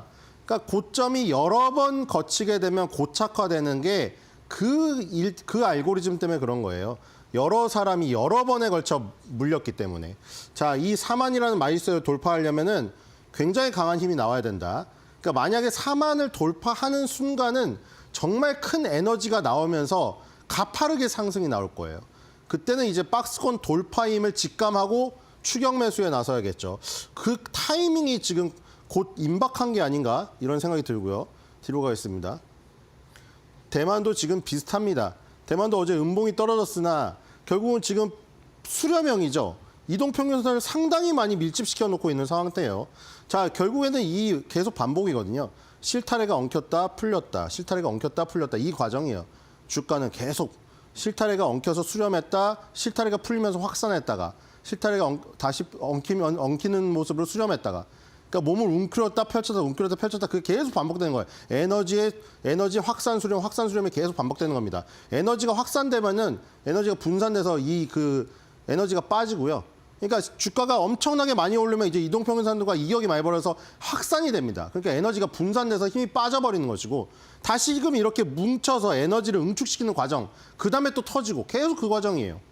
그 과정이 계속 반복되면서 우상향하는 것이 미국 증시고요. 자, 지금 일본 니케이랑 대만 각권은 지금 이동평균선을 밀집하면서 다시 에너지를 모으고 있는 상태다. 근데 그 에너지가 모으는 게 어디로 터지나에 대한 확률은 뭐라고 했죠? 그 전에 올라왔던 방향이라고 했죠. 지금 니케이나 대만은 밑에서 올라온 다음에 수렴을 하고 있기 때문에 위로 확산될 확률이 높은 것이고 이게 만약에 급락 후에 횡보를 하고 있었던 거라면 밑으로 에너지가 터질 확률이 높은 거죠. 그러니까 니케이랑 대만은 지금 위로 에너지가 확산될 지금 확률이 높은 겁니다. 그 전에 급등을 했었기 때문에 자, 뒤로 가겠습니다. 자, 전체적으로 다 좋네요. 그렇죠? 아시아, 신흥국, 미국, 유럽 증시가 다 좋아요. 자, 우리나라도 따라가고 있지만 상당히 위치가 불리하죠. 어쨌든 간에 5일 연속 위로 치긴 했습니다. 지금 5일 연속 위로 이렇게 가파르게 쳤기 때문에 일단 5일선이 꺾이고 있죠. 여기서 몇 번 더 치면 5일선이 가파르게 꺾이면서 이 지금 역배열이 다시 정배열로 가겠죠? 완전 역배열인 상태잖아요, 지금. 120, 60, 20, 15 숫자가 완전 거꾸로 돼 있죠. 이게 완전 역배열입니다. 완전 역배열에서 지금 여기서 완전 급선회를 하려면은 일단 봉이 이렇게 가파르게 치고 올라가면서 5일선이 11선을 골든 크로스하고 11선이 21선 골든 크로스, 21선이 61선 골든 크로스, 61선이 121 골든 크로스 이렇게 순차적으로 나와야 되는데 일단 주가가 그래서 가파르게 올라야 된다는 겁니다. 거기다가 궁둥짝이 낮아졌다고 했죠. 궁둥짝이 낮아진 상태에서는 힘이 더 필요합니다, 이게. 그래서 지금 우리는 가파른 상승이 반드시 나와야 할 때다. 지금 아시아, 유럽, 북미 전 증시가 지금 굉장히 좋은 모습을 보이고 있잖아요. 먼저 간 증시들은 살짝 조정하고 있고 밑에서 올라온 증시들은 옆으로 횡보하면서 힘을 응축시키면서 수렴하고 있고 근데 우리나라는 궁둥짝이 낮아진 상태에서 그걸 따라가려다 보니 그 에너지보다 더 많은 힘이 필요한 겁니다. 결국 여기에서 에너지를 늘려면 외국인밖에 없는 거죠. 자, 코스닥을 보겠습니다. 코스닥은 지금 코스피보다 더 어려운 모습이고 자, 일단은 4일 연속 친 것까지는 좋아요. 21선까지 올라왔는데 자, 여기서 멈추면 결국은 다시 꼬꾸라집니다. 이게 의미가 없어져요. 자, 그래서 지금은 아직 뭐 예쁜 모습이 나오지 않았다. 이게 예쁜 모습이 우리나라 나오려면 한참 더 만들어야 돼요, 지금. 여기서는 올라가 봐야 예쁜 모습이 안 나와요. 우리가 뭐 짝발이나 짝꿍댕이 보고 예쁘다고 안 하잖아요. 균형 있는 몸매 보고 예쁘다고 하지. 똑같아요. 이것도 예쁘게 이런 그 짝꿍댕이가 아니라 위로 올라가는 짝꿍댕이가 나와야 되거든요. 그러니까 지금 이런 모습에서는 올라가 봐야 예쁘지가 않아요. 그렇기 때문에 또 만들어야 돼요. 만들어야 되는 과정이 또 걸려요, 이게. 그러니까 지금 완전 예쁘게 나와서 아, 이거를 좀 베팅해야 된다는 그 모습이 그려지질 않아요, 지금은. 자, 뒤로 가겠습니다. 지금은 그냥 그 절벽에서 살아나야 되는 어떤 절체절명의 위기인 순간밖에 표현이 안 됩니다. 자, 원달러 환율도 지금 굉장히 수렴을 하고 있거든요. 지금 5일 연속 수렴을 하고 있죠. 급등한 다음에 수렴을 하고 있습니다. 자, 여기서 지금 확률상으로는 이게 위로 갈 확률이 높아요, 지금. 급등한 다음에 조정이 거의 나오지 않은 상태에서 모으고 있잖아요. 다시 한번 확산이 되면서 위로 돌파를 시도하면은 이거 다시 충격이 또 옵니다. 그렇기 때문에 지금 원달러 환율이 차트가 망가지고 코스피 코스닥 차트가 예뻐져야 돼요. 지금 반대잖아요. 코스피 코스닥 차트는 못난이 차트고 원달러 환율 차트는 예쁘고 잘생겼어요. 그렇기 때문에 지금 이런 것이 완전 반전이 일어나야 되거든요. 근데 지금 반전의 모습은 보이지 않기 때문에 지금 확실히 진바닥이라고 얘기를 못하는 거예요, 지금. 그러니까 이게 지금 한국 원달러 환율의 진 고점을 잡아야 되고 그 똑같은 패턴에서 코스피 코스닥은 진바닥을 잡아내야 되는데 지금 그 모습이 나오지가 않고 있다. 그 모습이 나오려면 원달러 환율 차트가 일그러져야 돼, 이게. 근데 지금 아무리 봐도 이거는 너무 예뻐요, 아직도. 그래서 지금 이게 불씨가 살아있다는 거 뒤로 가겠습니다. 자, WTI는 예, 계속 그대로고요. 어제 또 트럼프가 그 오프닝 벨 행사 때 또 뭐 원유를 열심히 생산하겠다고 했기 때문에 미국이 원유를 그렇게 많이 뽑아내버리면은 그렇죠? 지금 흙에 묻은 거랑 돌에 묻은 것까지 다 뽑아낸다고 하니까 지금 이 유가는 올라가기 힘들어요. 뒤로 가겠습니다. 그나마 다행이죠. 고유가까지 오버버리면은. 자, 근데 문제는 아까 원달러 환율 차트가 일그러져서 못난이가 되려면 외국인이 매수를 해줘야 되거든요. 외국인이 순매수를 땡겨가지고 우리나라의 달러를 많이 내야 돼요. 주식을 사가고 돈을 많이 낼 거 아니에요. 달러로 걔네들이. 우리나라 달러가 많아져야 달러 가치가 하락을 할 텐데 반대로 지금 팔고 나가고 있다. 주식을 팔고 달러를 받아서 이제 나가버리는 거죠. 달러가 없어지고 있잖아요, 점점 우리나라에서. 그러니까 지금 오늘도 700억을 팔고 있고 캐파에 비해서 코스닥은 몸집이 훨씬 작은데도 420억이나 팔고 있으니 코스닥의 충격이 더하겠죠. 이 단위가 코스닥이랑 거래소의 덩치 갭으로 봤을 때. 자, 개인 투자자들만 700억가량 사고 있고 코스닥의 덩치로 봤을 때 거래소의 700억보다 코스닥의 700억이 훨씬 크게 작용하겠죠. 코스닥은 등치가 더 작으니까요. 개인이 코스닥 위주로 사고 있다는 거. 반대로 외국인은 코스닥을 더 많이 팔고 있는 거죠. 지금 절대 금액은 거래소가 높으나 코스닥의 덩치에 비해 그렇죠? 거래소랑 코스닥의 등치를 비교해보면 코스닥의 420억 순매도가 작용하는 영향이 더 크겠죠. 자, 뒤로 가겠습니다. 오늘 기관도 팔고 있고요. 계속 말씀드렸다시피 연기금 별 의미가 없어요. 자, 700억에서 이제 오늘 또 1000억이 넘을 것 같은데 어제도 결국에 순매도로 끝났습니다. 자, 다시 4일 연속 순매도 행진이고요. 개인 투자자가 또 사오 들어가기 시작해버리는 거죠, 이게. 이 지금 외국인이 이 개인 투자자가 순매도할 때 이걸 받아갔어야 되는데 그것도 안 받아가고 이제 또 개인이 또 순매수를 해버려. 개인이 순매수하는데 외국인이 살 리가 있나요? 그러니까 지금 이게 또 엉켜버렸죠. 자, 기관도 오늘은 팔고 있습니다. 기관 오늘 금융투자도, 자, 이거 보세요. 금융투자는 단타라고 했죠? 봐봐요. 샀던 거, 이틀 동안 샀던 거 바로 다 나가잖아요. 얘들은 하루하루 그냥 수익률에 따라 수익률을 거의 다 벽에다 붙여요. 증권사에 붙이잖아요. 트레이더들. 그날그날의 수익률에 따라서 해고가 됩니다. 뭐 그날 당일은 해고가 안 되겠지만, 그렇죠? 단기 트레이더들 대상으로 하는 금융자산 운용하기 때문에 의미가 없는 부분이고, 저기가. 이 연기금도 사실 의미가 없어요. 그렇죠? 연기금이 그 비중의 자율성이 없습니다. 무슨 맘대로 막 주식에 100%를 넣을 수가 없어요. 그러면 쫓아가고 그 연기금 본부 가가지고 다 저희 항의하고 난리 날걸요? 그 정해져 있기 때문에 그냥 주식이 빠지면 채워 넣는 겁니다. 뒤로 가겠습니다. 큰 의미를 부여하기 어렵다. 그러니까 외국인의 순매수 말고는 이 상황을 타개할 수가 있는 방법이 없습니다. 외국인의 순매수가 터질 때까지 계속 눈여겨보면서 기다려야 돼요. 그거 아니면은 아무것도 바닥에서 탈출할 수 있는 다른 여러 가지 신호가 와도 안 돼요.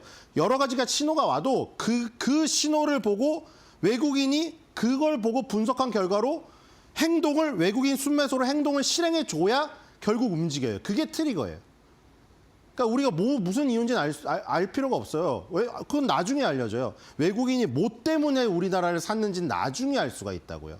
그러니까 무조건 외국인 순매수가 들어오는 것만 보면 됩니다. 우리는 그거 아니면은 먼저 알 방법이 없으니까요.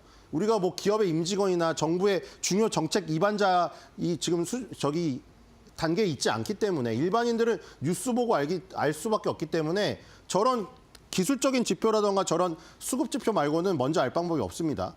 자, 미국 증시 어제 다 조정이었는데 애플, 마이크로소프트만 올랐고요. 그다음에 비자 카드도 올랐죠.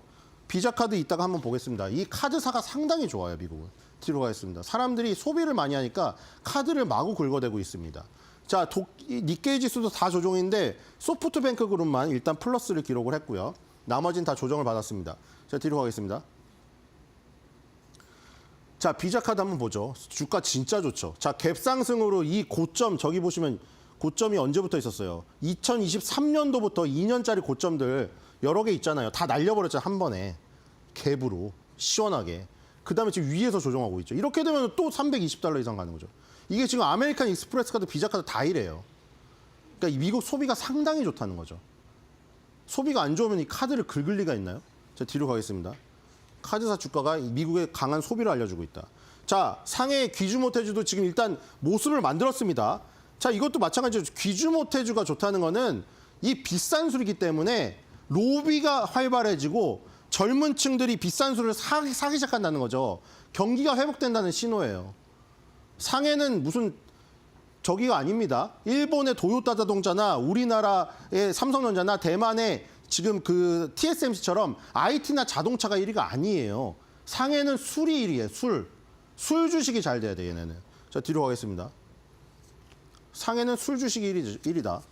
그리고 자, 심천의 1위 닝더스타이 CATL입니다. CATL 주가도 지금 뭔가 폭발 직전의 모습이죠, 이거.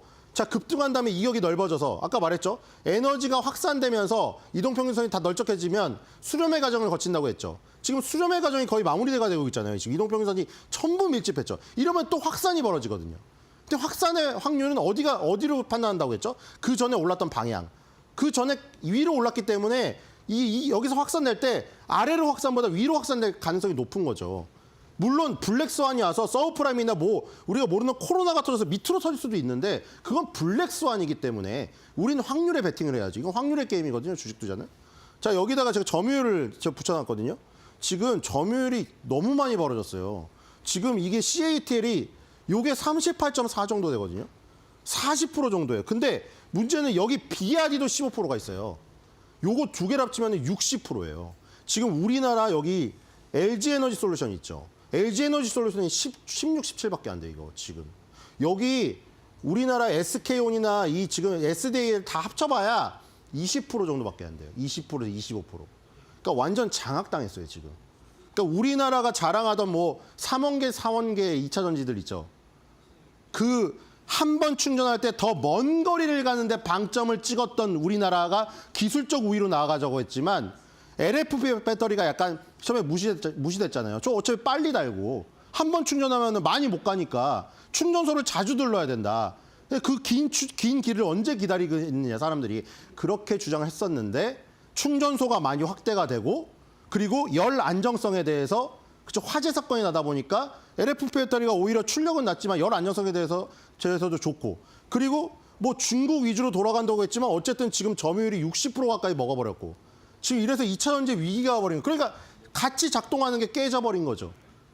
처음에는 분명히 테슬라, CATL, 우리나라 LG에너지솔루션 그리고 그 밑에 에코프로비엠, LNF 이런 2차 전지부터 소재 업체들까지 싹 다 같이 움직이는 현상이 있었는데 지금 보면 깨졌죠.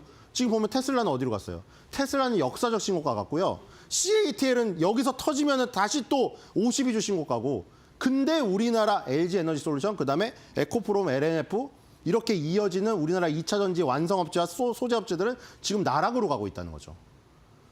아주 지금 굉장히 안 좋은 상황입니다. 뒤로 가겠습니다. 자, 도요타 자동차도 지금 수렴형의 끝이 오고 있죠. 121선이 격차가 상당히 많았는데 완전히 붙었습니다, 지금. 자, 여기도 이제 결정을 해야 될 때가 결국 오고 있죠. 옴짝달싹 못하는 구간이 어디론가 가야 돼요, 지금. 지금 얘는 급락했기 때문에 급락 후 횡보니까 밑으로 빠질 가능성이 크지만, 그렇죠? 이 도요타 자동차 말고 일본 니케이 증시 자체가 우상향했다가 횡보하고 있기 때문에 도요타 자동차는 밑에서 오히려 원형 바닥형으로 올라갈 확률이 높습니다. 이런 경우에는. 자, 뒤로 가겠습니다. 그러니까 지수가 우선이에요. 지수 차트가 우선이고. 자, TSMC 지금 상당히 좋죠. 이걸 넓게 보면은 굉장히 많이 2024년도 초반부터 오르다가 오랫동안 횡보를 하는 모습이죠.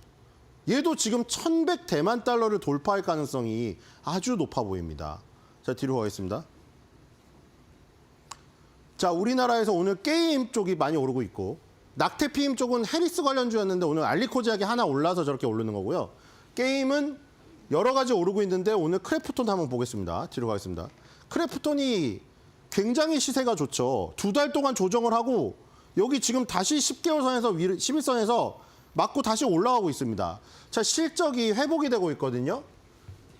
이 지금 2024년도 지금 예상치가 4분기가 요 정도 나오면 역사상 최초로 일단 2조가 돌파가 되네요. 지금 매출액이 거의 3조가량 나오고 영업이익률이 상당히 좋아요. 영업이익률 보세요. 영업이익률이 지금 44%거든요. 야, 어마어마하죠, 지금. 이러니까 게임 회사들이 맨날 저기 뭐 처음에 뭐 일주일 동안 막 오픈하면은 막 저기 포르쉐 주고 이러는 거 이거. 영업이익이 반이 남습니다. 지금 영업이익률도 상당히 높고 일단 매출액하고 영업이익이 사상 최고치가 나올 가능성이 크다. 자, 뒤로 가겠습니다. 크래프톤 상당히 좋고요. 그다음 마이데이터입니다. 마이데이터에서 지금 아톤이 20.91 오르고요. 파수부터 이렇게 쫙 오르는데 이거는 마이데이터 관련주라기보다 여기 있는 기업들이 지금 보면 보안 관련주들이 많거든요. 지금 양자 컴퓨터랑 엮여 있습니다. 자, 뒤로 가겠습니다. 어저께는 엑스게이트라는 회사가 상한가를 갔는데 오늘 아톤이 거의 상한가에 임박하는데 아톤 홈페이지에 가면 양자 내성 암호화 기술 적용한 차세대 인증서 솔루션 개발 완료했다고 나왔죠. 이게 왜냐면 지금 구글이 양자 칩을 들고 나오면서 뭐 무슨 몇 해년이 걸릴 거를 뭐 5분 만에 해결한다. 그거 나왔잖아요. 근데 이제 컴퓨터가 너무 뛰어나지니까 보안이 문제가 보안이. 웬만한 보안은 그 양자 컴퓨터가 다 뚫어버리는 거예요. 너무 똑똑하니까. 그럼 이제 보안 체계를 싹 다 바꿔야 돼요. 지금 있는 보안 체계를. 그래서 뭐가 있어야 된다? 양자의 내성을 갖춘 암호화 기술이 적용된 걸로 보안 체계를 싹 다 바꿔야 돼요, 지금. 근데 아톤이 지금 양자 내성 암호화 기술 적용한 차세대 인증 솔루션을 개발을 완료해가지고 여기 니스트라고 미국 국립표준기술연구소에서 인증을 받았어요. 그래서 지금 양자 컴퓨터 관련해서 보안 쪽으로 지금 퍼진 거예요. 아까 파수도 그렇고 보안 솔루션 업체 중에서 이런 양자 컴퓨터의 공격을 대응할 수 있는 이런 인증서를 갖고 있거나 보안 기술을 갖고 있는 업체들이 뜨고 있다. 이렇게 보시면 될 것 같습니다. 우리나라에서도 이제 구글 관련주가 있긴 있다는 거. 오늘의 한 줄 매도평입니다. 아톰은 지구를 지키고 아톤은 보안을 지킨다.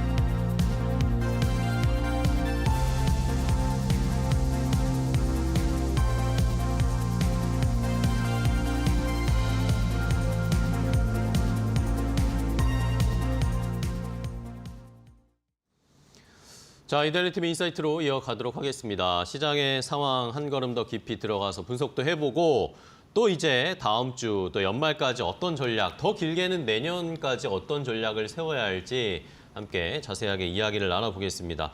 자, 본격적으로 들어가기 앞서 시장 상황 간단하게 보면 양시장 일단은 모두 상승 모습을 보이고 있습니다. 코스피도 결국에는 상승 전환을 했어요. 약 강보합권 수준으로 2,485포인트 선까지 왔고 코스닥은 1% 넘게 상승 탄력. 게임주들이 오늘 좋은 흐름을 코스닥에서 많이 보이고 있고 펄어비스만 조금 안 좋으면서 10% 가까이 하락을 나타내고 있는데 왜 그런지는 계속 좀 추적을 해봐야 되겠고 중국 시장 쪽의 출발 상황도 봐야 되는데요. 어제 중국이나 홍콩 시장은 1% 갭상승 정도 상승으로 마감을 했습니다. 중국에서 뭐 경제공작회의 마무리가 됐고 여기에서 여전히 뭐 앞으로 계속해서 경기 부양책 나올 것이다라는 이야기들이 나오면서 상승 마감했는데 오늘은 또 중국 상해종합지수, 홍콩 항생지수가 크게 떨어지고 있습니다. 어제 상승한 것보다 더 크게 떨어지면서 상해종합지수가 1.5% 빠지고 홍콩 항생지수가 1.9% 가까이 빠지고 있네요. 뭐 전 시장이 지금 변동성이 크게 나타나고 있습니다. 일본 니케이도 지금 1.2%나 좀 빠지고 있는 상황입니다. 자, 그러면은 이제 더 자세하게 우리 시장에 대응을 해보겠습니다. 글로벌 시장도 지금 뭐 변동성이 심하지만 더 큰 대응책은 우리 시장 탄핵 정국 어떻게 지나갈 것인가 살펴봐야 되겠죠. 자, 오늘 이데일리TV 인사이트는 레몬 리서치의 김민수 대표와 함께 다음 주 전략 세워보도록 하겠습니다. 안녕하세요, 대표님. 안녕하십니까? 네, 반갑습니다. 네. 자, 우리 시장 뭐 일단은 이번 주에 계속해서 어느 정도 좀 선방을 하고 있는 모습이에요. 뭐 지난주에 많이 빠진 걸 다 거의 다 회복을 했잖아요. 네. 지난주에 빠지기 전, 이 계엄 전에 지수는 거의 다 회복을 한 것 같은데 어제 시장을 또 보니까 결국에는 이 정치적 리스크가 시장을 흔드는 것 같더라고요. 어제 윤석열 대통령이 갑자기 담화하면서 네. 시장이 좀 출렁거리기 시작하더니 또 막판에는 막 치고 올리더라고요. 네. 어제 왜 그런 겁니까? 어제뿐만 마지막에 아니라 치고 올린 거. 어제뿐만 아니라 네. 요즘에 그런 질문 제일 많이 받아요. 네. 뭐 낮은 것도 없는데 오늘 요즘 주식 왜 올라요? 네, 이번 네. 주에 지금 계속 오르잖아요. 그런 질문이라든가 네. 그럼 지금이라도 따라가서 사요? 이런 질문. 네. 사요? 어제 그건 제가 드릴 질문입니다. 우리 앵커님은 이럴 때 좀 따라가서 사시라고 그러면 사실 수 있으시겠어요? 아, 크게는 못 들어가겠죠. 못 들어가고 또 하시는 얘기들이 이미 물려 있는데. 그렇죠. 물린 것도 있고 현금도 부족하고 뭐 네. 해봤자 뭐 조금 뭐 탄핵 이후에 반등 나올 거 그 정도 조금 정도 투자하는 정도. 그렇죠. 그러니까 네. 만약에 사도 예전만큼 이게 하도 많이 뛰다 보니까 네. 뭐 주식 막 해서 다시 이렇게 산다는 것에 대해서 되게 부담이죠. 경계감이 네. 많으시더라고요. 안정감을 안 주니까 시장이. 그렇죠. 근데 중요한 거는 그렇게 해보셔야 될 것 같습니다. 지금 이 시점에서 어제 뭐 대통령 담화 나왔다고 하더라도 네. 그것 때문에 출렁임이 나온다고 하더라도 시장은 의외로 잘 버팁니다. 그렇다는 얘기는 저희가 보통 이제 정치 리스크에 대한 특성을 한번 보셔야 돼요. 네네. 정치 리스크는 한번 딱 나왔을 때 그때 예기치 못했을 때 나왔을 때 충격이 가장 크고 그렇죠. 그다음에 뭐 어떤 비슷한 충격이 나온다고 하더라도 그 만약에 지금 또 걱정 많이 하시는 게 이번 또 다음 토요일 주에, 날 토요일 날 또 탄핵 관련된 이제 투표가 표결이 있을 표결이 텐데 있는데. 거기서 이제 혹시나 또 이 안 좋은 결과가 나오게 되면 또 월요일 날 또 우르르 하는 거 아니냐? 그렇죠. 라고 한다고 하더라도 예전만큼 지난번 나왔던 파괴력만큼 강하게 나오진 않을 겁니다. 어쨌든 예. 그 계엄 때 그 계엄 다음 날 빠졌던 그만큼보다 더 빠지진 않을 거다. 네. 왜냐하면 저희가 이제 면역이 돼 있어요. 그쵸. 네. 그리고 정치 리스크가 지금 불거져 있다는 걸 알고 있는 상황이다 보니까 네. 그에 따라서 민감하게 그리고 또 지금 지수가 만약에 저희가 나스닥처럼 저 위쪽에 가 있다. 그럼 이거 걱정해야 됩니다. 출렁출렁하면서 내리는 거. 근데 저희는 아무 그렇네요. 그런 걱정할 게 없는 게 빠질 대로 빠졌으니까. 그런 저 네. 밑에 있는 지수 때 되고 여기다 뭘 더 걱정을 하겠습니까? 그러다 네. 보니까 약간 뭐 자포자기한 심리도 있는 거고 아. 네, 그런 쪽에서 그래야 주가가 올라오더라고요. 저희 그냥 다 내려놓고 그냥 편하게 있어야 거기서부터 좀 편하지는 않습니다 절대. 네, 네. 그렇게 되기 시작하는 걸 봤었을 때는 일단 시장의 반응은 최악의 시점 지났다라는 쪽에서 뭔가 반등이라기보다 제가 쓰고 싶은 표현은 회복 같습니다. 제자리로 그냥 돌아왔다. 그렇죠. 예, 그런 쪽으로 가는 과정들 여기에 포인트를 맞춰야 될 것 같습니다. 네. 네. 자, 김민수 대표님은 그러면은 어쨌든 이번 주의 상승은 그냥 이 계엄 이후에 네. 계엄 사태 전의 상태로 그냥 돌아온 거다라고 네. 생각을 하시는 것 같고, 근데 뭐 저는 또 이 수급도 어쨌든 봐야 되잖아요. 그렇죠. 최근에 수급이 중요한데 결국 외국인 수급을 봐야 되는데 네. 외국인이 돌아야 지수가 올라갈 테니까 네. 어제가 선물 옵션 동시 만기일이었고 현물은 이번 주에 추이를 보니까 네. 현물을 막 많이 사지는 않지만 그래도 좀 선물 쪽은 매수가 꽤 들어오더라고요. 그렇죠. 그러면 이거 외국인 선물 수급이 들어온다는 걸 저희 어떻게 해석해야 될까요? 상승에 그래도 눈을 맞추고 있다고 봐야 될까요? 어떻게 보세요? 그나마 감사한 거죠. 그러니까요.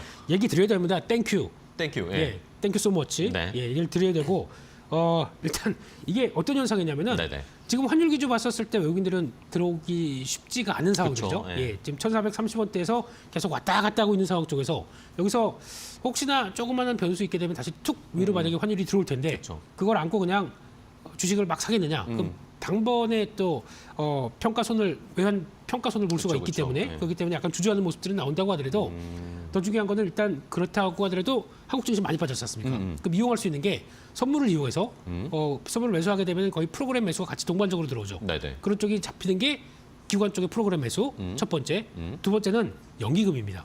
연기금이 이 정도, 그러니까 저희가 역사적으로 PBR 따져봤을 때 뭐 여러 가지 이벤트들, 그러니까 금융위기나 아니면 뭐 IMF나 뭐 이런 여러 가지 얘기 빼고는 네. 지금 그래도 저렴한 편에 속하니까 0.85배, 0.8에서 0.85 요 사이. 지난번에 0.83, 84까지 갔었습니다. 네네. 네, 그러다 보니까 거기서 이제 매수에 들어오면서 이거 못 참지, 이렇게 싼 거 못 참지라고 들어오는 부분들까지 감안한다라고 하게 되면 이게 하나의 중요한 또 매수원이라고 봐야 되겠죠. 그래서 네. 외국인들이 안 산다고 해서 주가가 아유 이제 조만간 또 폭락하겠구나 이렇게 보시는 게 아니라 누군가는 지금 세팅을 해가고 있다는 과정적으로 보시는 게 더 좋을 것 같고 반대로 보게 되면 네. 시장이 조금 좀 불안하겠다, 이상하겠다라고 하게 되면 외국인들이 선물 매도를 다시 바꿀 겁니다. 그쵸. 매도가 그냥 뭐 1,000개, 2,000개가 아니라 5,000개 이상 매도를 딱 바꾸게 되면 확 네. 네, 그동안에 매수 들어왔던 프로그램 매수가 매도로 판정되기 시작했죠. 그럼 그때는 아이고 이제 추세가 조금 흔들거리나 그렇게 생각하시면 될 것 같기 때문에 지금 핵심 포인트는 외국인들 선물입니다.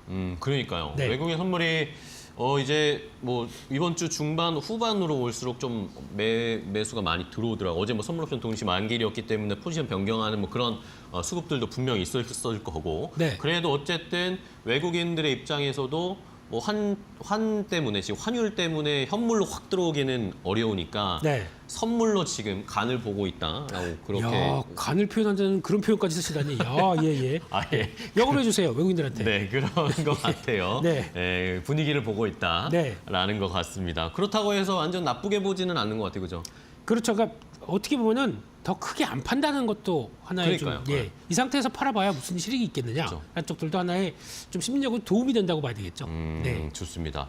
자, 그렇다면 이제 외국인 수급이 다음 주 어떻게 바뀌는지도 가장 중요한 포인트가 될 것 같고. 네.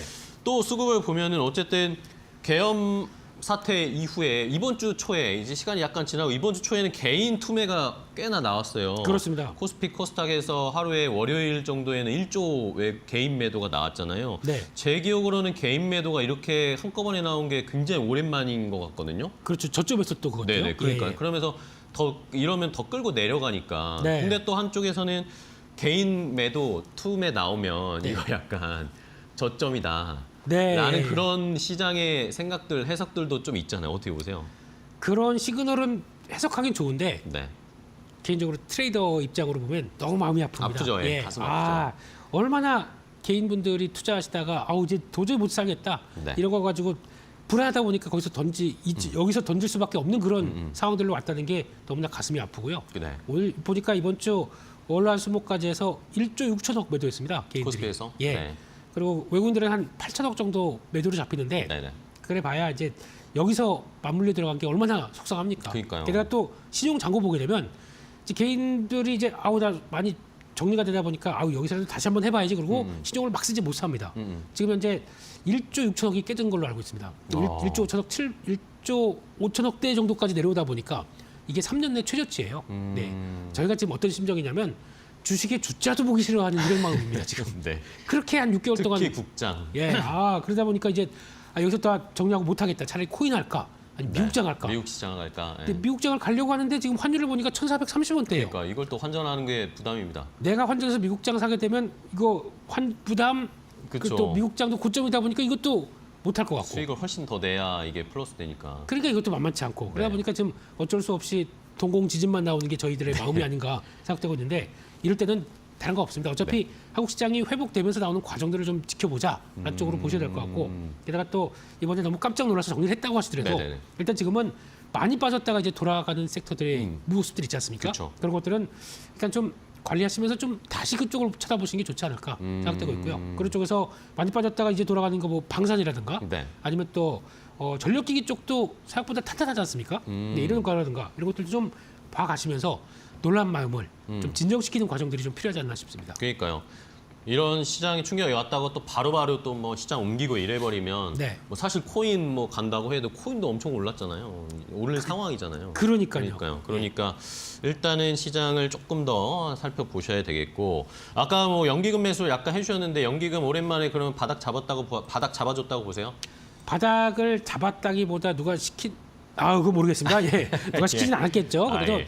아마 금융당국에서 뭔가 이제 원래는 금융당국 쪽에서 그런 거 있죠. 이제 증시안정기금. 네네. 네, 그거를 집행하려고 그러는데 야 네가 해. 네가 해. 이렇게 서로 미룹니다. 네. 하다가 만약에 결정을 했는데 손해를 본다 그러면은 그 비난은 다 누가 감수합니까? 그러다 보니까 서로 미루는 분위기 쪽에서 그러면 이럴 때 우리의 든든한 아군 연기금이 있지라고 하면서 전화 안 했을 거예요. 전화해서 뭐 사란 이렇게 안 했을 겁니다. 예, 근데 네. 아까 말씀드렸듯이 이 정도까지 저평가가 돼 있다는 PBR 측면만 본다고 하더라도 연기금이 충분히 움직일 수 있겠고 거기다가 또 연기금 같은 경우 원래는 한국 비중이 계속 줄이는 추세입니다. 네네. 근데 그렇죠. 줄이는 미국 쪽에 해외 투자 많이 하더라고요. 해외 투자, 대한 투자 네. 이쪽으로 더 많이 하는데 한국은 줄이는 추세인데 보다 보니까 이게 먼저 생각보다 더 많이 빠져 너무 있어요. 많이 네. 빠졌으니까. 괴리가 크죠. 그러니까 좀 비중적으로도 워낙 줄어들었기 때문에 오히려 여기서 좀 더 채워넣어야 되는 시기가 들어온 거죠. 그러다 보니까 매수가 더 들어왔다라는 쪽으로 네. 보는데 그럼 반대로 연기금은 그러면 어느 정도 적정 수준까지 회복해서 들어온다라고 하게 되면 안 살 겁니다. 네, 그 수준이 어디까지냐? 이거는 이제 체크를 해야 되겠죠. 그렇네요. 네. 연기금 매수가 좀 멈추는 타이밍도 봐야 되겠네요. 그것도 봐야 될 거고 그럼 그때 바톤을 넘겨받아서 외국인들이 그냥 시장이 좀 안정됐고 환율이 떨어지기 시작한다 그러면 그때 외국인들이 매수하게 되면 그럼 이제 스위칭이 되는 거죠. 그게 가장 좋은 조건일 텐데 그러니까 역시나 그때 외국인들이 안 산다 그러면은 일단 그때는 조금 더 준비를 해야 더 되겠죠. 기다려야 되겠네요. 네, 예, 예. 알겠습니다. 자, 말씀 포인트 좋네요. 연기금이 매수세를 좀 멈추는 지금 바닥을 잡아줬다라는 이 개념이 있는데 저희 상황에서는 요거를 멈추는 거, 요걸 외국인들이 수급 패턴을 이어받느냐. 요거의 포인트를 잘 봐야 되겠습니다. 네. 자, 어쨌든 그럼 연기금이나 기관 쪽에서는 뭐 매수한 것들 보니까 좀 대형주 많이 매수를 했더라고요. 뭐 삼전, SK 하이닉스, 그렇습니다. 뭐 아니면 네이버 카카오 이런 네. 거 많이 산 걸로 보이는데, 근데 어쨌든 최근에 이번 주에 시장에서 봤을 때는 그래도 시장이 막 부담이다, 뭐 변동성 심하다 이래도 네. 그래도 막 상한가 가는 것들 막 나오더라고요. 뭐 네. 정치 테마주는 뭐 당연히 뭐 그렇다 치더라도 네. 뭐 요즘 뭐 양자 아니면 뭐 초전도 초전도? 네. 초전도 또 뭐 있죠 최근에? 또 뭐 있었죠? 저출산 이런 것도 강하고요. 네, 그러니까 그런 정책 테마. 테마들이 좀 많이 올라. 뭐 요즘 뭐 의료 AI 이런 것도 많이 올라가고. 네. 이런 것들의 흐름은 그러면 어쨌든 그래도 이 상황에서 수익을 쫓기 위한 자금들은 들어온다라고 보세요. 이제 그런 현상이라고 봐야 되겠죠. 시장이 한번 계속 안 되고 위축되다가 네. 이제 심리가 위축되다 보니까 이제 종목들이 이제 많이 빠졌고 거기서 턱턱 움직일 때 네. 그러니까 저희가 마음이 급해졌어요. 네. 야, 이거 나 올해 하반기 한 40% 손해 보고 있는데 야, 이거 한 방에 만약 뭐 없었을까? 네. 라고 하다 보니까 그 욕구가 발현되기 시작하는 게 이런 종목 쪽에서 막 치고 올라가는 쪽으로 네네. 나오고 있다라고 봐야 될 것 같고 원래 이게 일반적으로 한국 증시 그랬습니다. 12월 말이나 연말이나 1월 초 가게 되면 중소형주 장세가 나옵니다. 일반적으로. 근데 그게 그렇죠. 약간 이번 시기와 맞물리다 보니까 좀 폭발하는 과정. 근데 그게 폭발하는 과정 쪽에서 가장 센 게 정치 테마주입니다. 그렇죠. 예. 그러다 보니까 이제 거기서 나오는데 저희가 정치 테마주는 좀 그렇잖아요. 이게 누구 관련주? 그쵸. 네. 솔직히 약간 지금 대권에 들어가지 못한다고 생각하는 분까지 주가가 강해 버려요. 네네. 그러다 보니까 그냥 이게 지금은 성수기구나. 정치 테마주의 성수기구나. 그러니까요. 네. 요 끝나고 나서 만약에 이제 지금 탄핵 끝나고 나게 되면 이제 또 경선 주자들이 나오기 시작해서 이제 경선에 대해서 어느 정도 윤곽이 나오게 되면 그때는 또 끝났습니다. 그때까지 끌고 가면 안 돼요. 그 그쵸. 전까지만. 네. 그래서 그런 시기적으로 봤었을 때는 이게 그냥 그런 타이밍이구나라고 생각하시고 보셔야 되는데 네. 그게 또 저런 것들 저런 가치 없는 것들이 네 그렇다고 이게 실질적으로 만약에 그분이 당선된다고 해서 만약에 뭐가 이 회사에 도움이 될 것인가. 그쵸. 예, 그렇게 생각하시게 되면은 안 하시는 것도 방법입니다만, 근데 지금 시장을 이해하는 측면적으로는 그렇게 보시는 것도 맞겠다 싶습니다. 분위기 파악하기 위해서는 어쨌든 뭐 시장을 움직이는 가장 큰 이슈니까 봐야 됩니다. 네. 자, 그러면은 뭐라고 해야 될까? 이번 주가 끝이 났고 네. 내일 결국에 표결에 들어갑니다. 많은 시청자분들이 궁금한 건 가결됐을 때, 부결됐을 때 그럼 다음 주 월요일에 또 어떤 충격이 올 것이냐. 만약에 가결이 되면 다음 주에 어쨌든 시장이 안정화되면서 외국인 자금이 들어오면서 좀 반등할 건가? 어떻게 보세요? 일단 첫 번째 네. 가결시. 가결시. 예. 근데 외국인들은 그렇게 크게 반응 안 할 것 같습니다. 아, 그래요? 네, 그냥 그 정도로 봐야 될 것 같고 혹시나 움직이게 되면 선물로 움직일 것이다.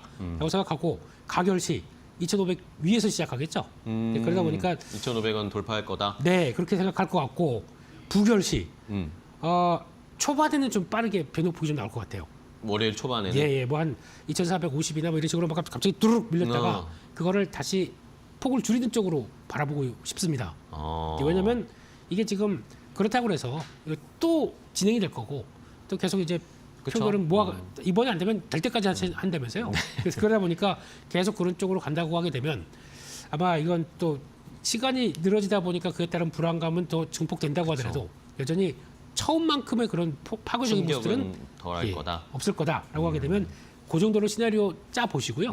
그리고 또 이럴 때일수록 종목들을 압축하셔야겠죠. 그쵸. 네, 그러면서 그래도 지금 이번에 올라올 때 가장 셌던 종목들을 만약에 출렁임이 나온다 그러면 그때 사셔야 될 것 같습니다. 네, 그게 가장 큰 포인트로 보시면서 대응하셨으면 좋겠습니다. 알겠습니다. 네. 일단은 뭐 부결됐을 때는 변동성 초반에는 어쩔 수 없겠지만 지난주 같은 충격은 아닐 거다라는 의견 주셨고 가결이 됐을 때는 어쨌든 뭐 이게 막 지수가 종목이 확 튀어오르지는 않겠지만 하방은 만들어주겠죠. 그렇겠죠. 네, 가결됐을 때는 네, 예. 그 2,500 그 아래로 더 떨어지는 것은 막아주지 않을까라는 그런 생각을 해보게 되네요. 네. 자, 그러면 이제 뭐 연말입니다. 뭐 이 탄핵 정국을 지나다 보니까 어느새 이제 오늘 이번 올해 시장도 얼마 며칠이 남지가 않았어요. 이제 정신없다가 여기까지 왔네요. 그러니까요. 예. 어렵다 시장 이야기하다가 갑자기 계엄 탄핵 때문에 정신없다가 연말 맞았는데 네. 내년 준비를 잘 해야 됩니다. 그렇습니다. 자, 지금 뭐 국내 주식시장이 이렇게 어렵고 부진하니까 많은 투자자분들이 미국 주식한다, 코인 한다 이런 식으로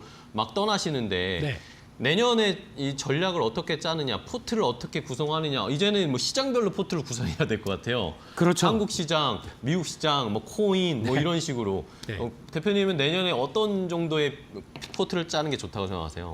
일단 국장 올인 하고 싶지만 네. 예. 그렇게 그러니까 아까 말씀드렸듯이 그 미국이나 그 미장이나 아니면 코인으로 가고 싶다고 하더라도 네. 가격 부담이나 이런 것 때문에 아직까지 그쵸. 좀 허들이 있었다라고 하게 네네. 되면 이게 완화되는 시점까지는 한번 보자라고 봐야 될 것 같고 역시나 내년도 그러니까 이번에 정치적인 리스크 뺀다고 하더라도 한국의 경제 상황들이 생각만큼 그렇게 강하냐 이거는 잘 모르겠습니다. 네. 여전히 성장률 떨어지고 있는 흐름이기 때문에 약간 해외 쪽이나 좀 자산을 좀 분배하는 전략들이 필요가 필요하다고 생각 있다. 들고 있고요. 그거는 이제 언제 기회가 되면은 그쪽도 한번 이 정도 비중은 가져가 보시는 게 좋겠다라고 좀 설정을 따로따로 해놓으시는 게 좋을 것 그러니까요. 같고요. 이럴 때 또 특히 계좌 분리하시는 게 좋습니다. 아, 같은 계좌에 종합 계좌라고 그래서 네. 주식부터 미국 ETF 네. 미국 종목 다 있게 되면 이만큼 되게 헛갈리십니다. 따로따로? 네, 그래서 뭐 국내 주식 계좌, 네. 해외 주식 계좌 이런 네. 식으로 따로따로? 네, 그래서 상대적으로 수수료 저렴한 쪽으로 이렇게 맞춰놓으시는 게 제일 좋을 것 같고 네. 그래야 구분할 때가 편하거든요. 그렇죠. 네, 그렇게 하시고 게다가 또 근데 일단은 한국 증시 회복되는 과정들을 한번 보시고 그 다음에 결정하시는 것도 늦지 않을 것 같습니다. 네. 그럼 마지막으로 내년에 우리 시장을 좀 포커스 맞춰서 내년에 우리 시장에서 좋을 업종 좀 저희 골라주세요. 작년에 골드만삭스가 한국 방산주 좋다. 네. 작년에 이렇게 얘기했잖아요. 진짜 잘 갔잖아요. 그런 것처럼 예. 민스만삭스처럼 한번 뭐 예견 좀 해주세요. 골드만 민수요? 네, 네, 그렇습니다. 금빛 남자입니다. 네. 네. 근데 여기서 이제 중요한 거는 키워드는 좀 나왔다고 생각이 들어요. 그러니까 지금 이번에 한국이 잘하는 거, 그러니까 내년에 경제 상황이 아무리 안 좋다고 하더라도 한국이 여전히 잘해서 수출적으로 계속 확대가 되는 쪽들은 여전히 기회가 있다라고 생각하면서 그렇게 되면 뻔합니다. 조선이 있을 거고요. 거기다가 또 전력기기 쪽도 말은 많다고 하더라도 여전히 네. 괜찮을 거로 보고 있고 뭐 방산 쪽도 많이 강요 메리트가 있다 보니까 돌아온 정도까지 보셨으면 좋겠고 게다가 또 소비재 쪽인데 네. 소비재 쪽에서 그래도 한국이 여전히 잘하고 있고 내년도 여전히 확장세로 간다. 그럼 이것도 큰 부담이 없다고 봐야 될 것 같습니다. 그런 쪽에서 화장품, 미미용, 톡신 이런 쪽들 계속 지켜보시는 게 맞을 것 같고 거기다가 라면이죠. 이런 것들까지 보시면서 소비재 쪽들은 미국이 아마 관세를 많이 못 올릴 겁니다. 왜냐하면 거기 물가가 올라가기 때문에 네. 이런 쪽까지 본다라고 하게 되면 많이 챙겨보셨으면 좋겠습니다. 알겠습니다. 네.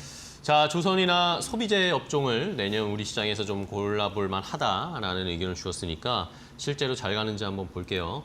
보고 저희도 계속 체크를 못 가면 출연 금지입니까? 아닙니다. 예. 다른 걸 또 가져오셔야죠. 알겠습니다. 알겠습니다. 예. 자, 오늘 김민수 대표와 함께 인사이트를 통해서 다음 주 시장 탄핵 종목 어떻게 진행하고 대응을 할지 또 멀게 2025년 전략까지 살짝 세워봤습니다. 다음에 한번 더 자세하게 내년 신년 전략 한번 세워보도록 하죠. 오늘 좋은 말씀 해주셔서 감사하고요. 다음 시간에 또 뵙겠습니다. 고생 네. 많으셨습니다. 감사합니다. 고맙습니다.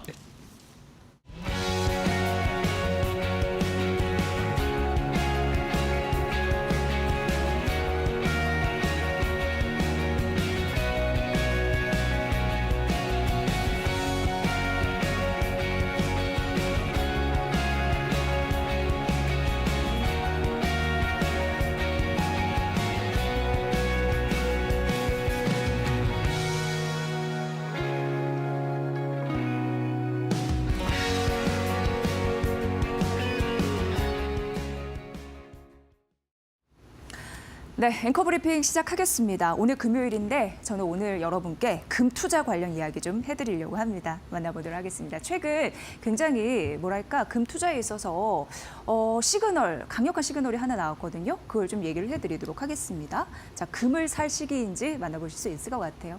바로 이겁니다. 중국이요, 금을 사고 있는 상황입니다. 그 중국의 그 중앙은행이 인민은행인데 인민은행이 최근 7일 이런 얘기를 했습니다. 우리요 금 매수 11월부터 다시 재개하기로 했습니다라고요. 근데 여러분 아시는지 모르겠지만 전 세계적으로 봤을 때 금을 많이 사는 국가는 바로 중국 되겠습니다. 왜냐하면 작년 같은 시기만 보더라도 한 해를 따져봤을 때 1977년 이후 가장 많이 금을 매수한 국가가 바로 중국이었으니까요. 그런데 지난 5월에 그 흐름이 약간 끊겼습니다. 18개월 연속 금을 투자했고 샀는데 중국에서 이런 흐름들이 끊겼거든요. 그 이유는 금을 거래할 때요 달러화로 결제를 하거든요. 중국이 달러화로 결제한다? 배알이 꼴렸던 겁니다. 그래서 중단을 했습니다. 그런데 해외 애널리스트는 당시 그런 얘기를 했거든요. 아니다. 중국이 위안화 가치 하락을 그냥 두고 볼 건가? 금을 다시 매입했겠지. 이런 얘기를 했는데 실제적으로 다시금 6개월 만에 금을 매수를 재개를 한 겁니다. 왜 그런 건지 도대체 금이 어떤 자산이길래 그 특징을 함께 얘기해드리면 이해가 쉽지 않을까 싶습니다. 자, 금은 대표적으로 안전 자산이라고 우리가 여깁니다. 예를 들어서 뭐 경제적인 불확실성이 있거나 아니면 중동에서 전쟁 빵빵 터질 때 다른 자산에 비해서 매력적인 투자처, 안정적인 이렇게 생각을 합니다. 그리고 이제 두 번째 같은 경우에는 달러 가치가 막 변동할 때 이게 해지 수단이 될 수 있어요. 예를 들어서 최근에 그 얘기 좀 해드릴게요. 미국 경제는 강할 거라고 실제로 강할 거라고 예상하잖아요. 그러면 달러는 강합니다. 강세가 됩니다. 그런데 반대적으로 얘기하면 다른 국가는 주요 통화 가치는 떨어지는 겁니다. 달러가 강하고 다른 국가의 통화는 약하고 그런 것 때문에 달러가 강할 때 충격을 흡수할 만한 쿠션이 필요한데 그걸 다른 주요국에서는 금을 투자하는 걸로 대체합니다. 그래서 달러 강세 충격 흡수가 금이다. 이렇게 얘기를 할 수 있을 것 같고요. 자, 중국 인플레이션 해지 수단 이건 뭐냐면 지금 중국이 내수를 부양시키기 위해서 엄청나게 돈을 쏟아붓고 있습니다. 뭐 14년 만에 완화정의 통화 정책도 한다. 이런 얘기가 나오고 있는데 그러면 사실 돈을 시중에 막 풀면 물가가 오르거든요. 근데 물가가 오른다는 건 화폐 가치가 떨어진다는 거와 같아요. 그렇기 때문에 그거를 막기 위해서도 인플레이션 해지 수단은 금이 되겠죠. 자, 이렇게 중국은 금을 다시 매수하고 있습니다. 그럼 다른 나라에서 볼 때 중국이 금을 매수해? 그럼 나도 사야지. 그러면 전체적으로 금값이 오를 수가 있겠죠.